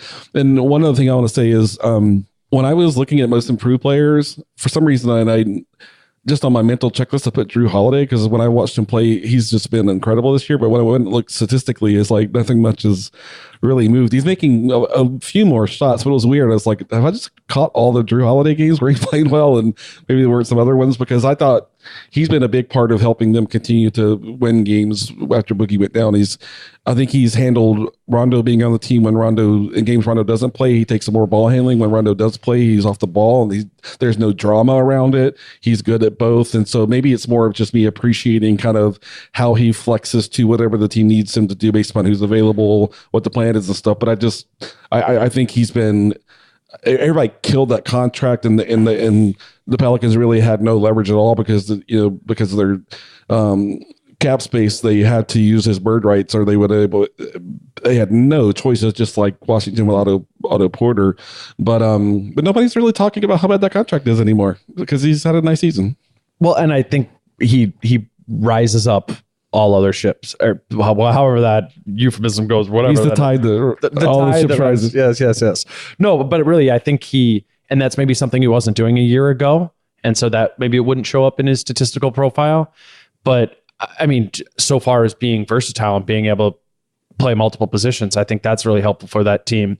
And I remember watching him at the beginning of the season and like seeing maturity that, I don't know, that's something that struck me. And I never thought of Drew Holiday necessarily in that way. And yeah, maybe like the personal stuff he went through, there was some personal growth for him, and then that finds its way into, that stuff's a billion times more important than anything that happens on the NBA court. But it's the same human being that went through all of that.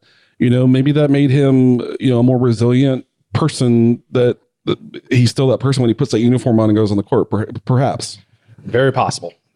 Okay, now predictions. Who feels really, really, really strongly about feeling good about your prediction. Let's go first based upon that. Anyone feel great?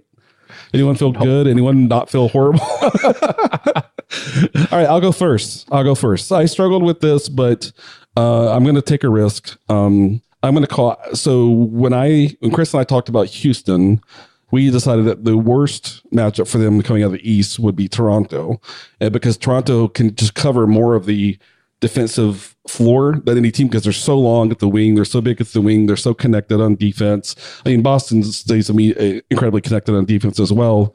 I'm gonna say it's gonna be Toronto and Houston, and I think the Raptors are gonna throw enough at them that they're gonna push to a game 6, and Houston's gonna run out of gas, and Toronto's gonna win it all. That's a hot take. We don't normally do hot takes here, but I think the Raptors. And I almost said this earlier when we were talking about Toronto, but we talk about the changes that Dwayne Casey made. I didn't put him on my Coach of the Year candidate list because I thought, well, he doesn't get credit for doing something he should have done 2 damn years ago, right? In my mind.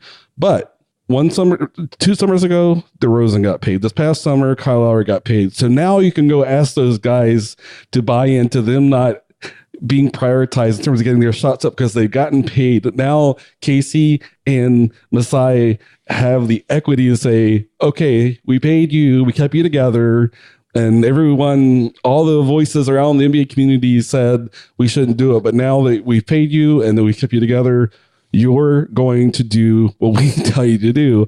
And I think I don't think that you could have accomplished this in contract years for either one of those players. They sacrifice to, do what's best for the team, game to game, quarter to quarter, possession to possession. And I'm not saying for sure, but I'm highly suspicious that now that they've both been paid, they're able to get buy-in from them to do these things. And I think that the failures they've had in prior postseasons, there's growth as a result of that. I predicted before the season that I thought that there would just be so much pressure that this like 3rd or 4th year of this team trying to accomplish something real, where they would collapse under that pressure, but they've held up under that pressure. And I think the East field is just flawed enough that they're gonna be able to get through. And I think that they're a unique set of defenders to actually cover a lot of Houston's actions that other teams can't, because they're just so long. They recover strong side, weak side faster than the other team with their length and their mobility. And I think they're gonna figure it out, put it together. And I might be the only person predicting Toronto's gonna win it all, but I don't feel great about it. But when I actually sat down and thought, okay, what do I think would happen to X's and O's? Who can cover, what the other does? I think unless Toronto fails because of their own lack of confidence or their own regressing back to the ways they played in the past, I think that they have what it takes to get all the way through. But that's my prediction. I think an important detail is what I want to know is, what if it's Golden State? Do you think Toronto would still beat Golden State? I still think they cover more of the defensive floor. I think Golden State gets wide open shots at the rim by pressuring you with shooters. And I think that Toronto has the ability to recover defensively as a 5-man unit, unlike anyone else. And they still would be the best matchup for Golden State as well. I mean, Greg and I talked about one of the games we highlighted like early in the season was that they were thrashing Golden State.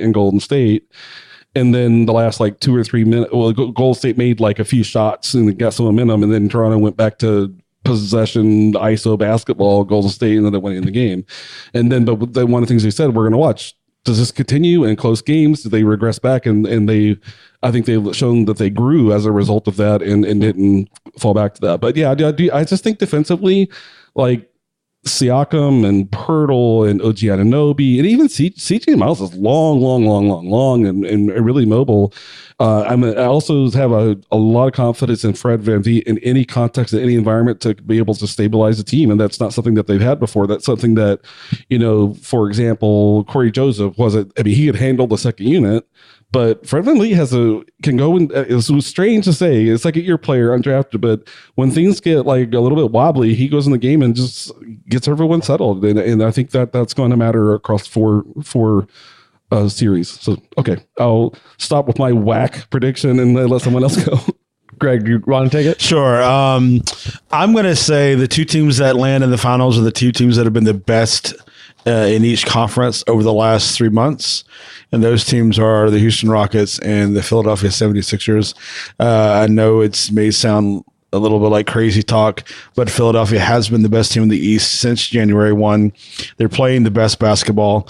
The other thing that they have if they get into a matchup against Toronto is they have the one guy who has a physical can physically impose his will on the game in a way that you really can't do anything about. Toronto has great players, but they do not have a player that physically can impose their will in a way that you can't. And you're talking about TJ McConnell. Yeah, right? exactly.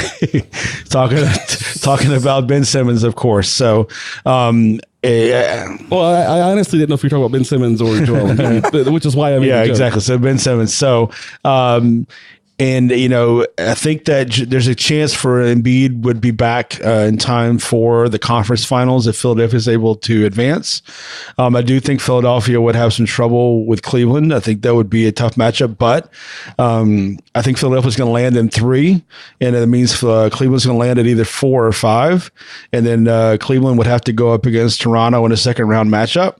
So Philadelphia would come out of that second round if they are the 3. They end up with 2, Boston or whoever maybe knocks off Boston. I think the path sets up really good for Philadelphia from the 3 spot, and that they would not have to get past both Cleveland and Toronto. But in a matchup between Toronto and Philadelphia has Ben Simmons, who can get the ball wherever he wants and impose his will. Toronto has great players. I also think the losses to these top-tier teams here at the end of the season for Toronto doesn't help their confidence going into this. So I'm going to go with Houston and Philadelphia. I think Houston would win the series, but it would be a lot of fun to see Philadelphia go deep. I agree that would be fun. I do too. I guess just one thing that you seemed fairly sure of was Embiid's return table of, did you say, Greg, did you say the Eastern Conference Finals? Yeah, I was looking at the latest update just before we recorded, and I said okay. Late May, I think it was. And I actually went and looked at the calendar for last year when the conference finals took place, and I bumped it for a week, but to account for the NBA season starting earlier this year. And I think there's a chance he could get back. Right now I'm looking at it and said he's expected to be out until the end of April. So if the conference finals are in May, which I think last year they started in the second week of May, I think there's a shot Embiid could play in the Eastern Conference Finals if they make it that far. So here's Ramona Shelburne today. Once Joel Embiid can do more intense cardio, he can do the exertion test to clear the concussion protocol. So apparently he hasn't even cleared the concussion protocol yet. The healing of the facial fracture is hard to predict. I'm told there's hope he can get back for the playoffs, but expecting him for game 1 isn't something to speculate on yet. So I guess that is what I had kind of been going off, making it sound like he could be back in the first round, which is obviously very different than the Eastern Conference Finals. And obviously this is a huge factor in picking Philadelphia. But Greg, if you're going off the operating assumption that he's not back to the Eastern Conference Finals and you still think that he's going to make the NBA Finals, that only strengthens your point. So I think it's they've been a crazy development. I'm not going to pick them. I'm also on Toronto out of the East. I see flaws in, I mean, any which way you kind of draw the arrow between the triangle of Philadelphia, Cleveland, and Toronto, is there's things that Toronto can't do to Cleveland, Cleveland can't do to Philadelphia, vice versa, whatever. I'm really concerned about how the Raptors match up with LeBron. I know that there's Siakam and Anunoby and some other options that they have. You mentioned CJ Miles. I think that he could still really expose those players in ways. I have concerns there, but given the alternatives, I'm gonna roll with the team, kind of like Greg did, that has had the best season. I've seen resiliency from that team. I kind of mentioned that when we were talking about them before. That reminds me of previous contenders. They know they're at their time. I think they know this is their year to at least make it to the finals. I don't know if they'll be devastated if they lose in the finals, but this is their shot to win the conference. And they have way more continuity than Philadelphia or Cleveland does. And I think that's going to be really important in the playoff series. So I'll take them. And you're taking Toronto or Philly? Toronto. Okay, right. I'll take Toronto because of that experience they have. And there's a sense of urgency where Philly knows the next 10 years they're going to have many shots. Exactly. And then out of the West, it is very close for me still between Houston and Golden State. And yesterday when I was going through this and scribbling on my sheet of paper, it was like I literally circled like both teams multiple times. I am still from the standpoint of whoever wins the West is going to win the championship. I hear what you're saying with Toronto, Glenn, but I think that the talent level and the way that either Golden State or Toronto is going to be able to score, even against a team that matches up well with them, I can't see Toronto. I don't have faith in Toronto keeping pace. I can see it, but I don't see them over 7 games keeping pace. So I'm going to go with Golden State before you snap back at me. I'm going to go with Golden State or Houston in 5 games. I think either of them would be 5 games, and I'll pick Houston over Toronto in 5 games.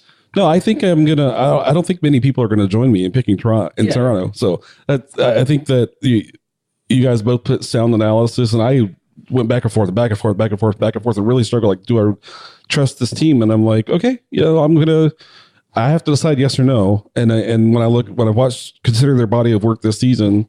So here's what I think is going. There's so many qualifiers, right? We're sitting down. It's just like trying to fill out the NCAA bracket and pick the winner out of 64. So many of the intermediate steps have so much impact on what really happens at the end with us predicting the finals right now. So what I'll say is Toronto needs someone to take Cleveland out before Cleveland gets to Toronto. Otherwise, I think Cleveland is going to be a problem for Toronto. Oh, okay. Yeah. I think that. But I think Toronto earned the 1 seed, and Cleveland's going to have to work their way towards Toronto, and that's going to end up being what I think is the difference maker for Toronto, is that they earned the 1 seed this year, and Cleveland is going to be threatened before they even get to Toronto. But if Cleveland gets Toronto, my confidence in prediction is going to go pretty far down. And I'm with you. I think that LeBron would be an issue for them. And then also what I'll say is if it takes a lot of work for Houston to get out of the first and second round, they're not going to have enough in the end. And so I see things unfolding in ways that completely tear my prediction down, right? Because like I said, if Cleveland gets Toronto, I don't think Toronto's going to win that series. I think it's likely that someone's going to take Cleveland down before they get there. And with Houston, if they exert themselves in the first or second round and the Warriors start getting healthier, the Warriors are going to win the Western Conference Finals. And so I'm not trying to couch my prediction, but just trying to share my thinking in terms of what played into it just a little bit more. Because I'm not being nuts about the fact that, Toronto's totally got Cleveland if they get matched up. No, I just believe Cleveland's going to get taken down before then. So, all right, well, this has gone on long enough, but it's been a really, really fun conversation. This may not come out till Thursday or Friday just because how long it is and how much editing there is to do, but that's fine because the start Saturday. Playoffs start Saturday. So you should be able to listen to this. You should be able to start listening to this before the playoffs, but this is so long you might not finish listening to it before the second round gets here. But we hope that you've enjoyed listening. Dane, thanks so much for joining. We're going to try to include you throughout the postseason, but we'll talk about logistics. So follow us at Press Podcast. I'm at Willis_Glenn. Greg is at Lawton Willis. Dane is at Dane Moore NBA. You can also find Dane's work at Zone Coverage. And certainly hoping Minnesota gets in the playoffs so the Hawks get the draft pick and so the city of Minnesota can enjoy the journey of the Timberwolves into the postseason. But whether the Timberwolves make it or not, where Dane's going to be part of our team so long as he's willing and able throughout this postseason coverage. So thanks for listening. Talk to you guys soon. Thank you for listening to this episode of the Full Court Press Podcast. Subscribe free on iTunes, Stitcher, or the Google Play Store. Follow the Full Court Press NBA Podcast on Twitter at Press Podcast.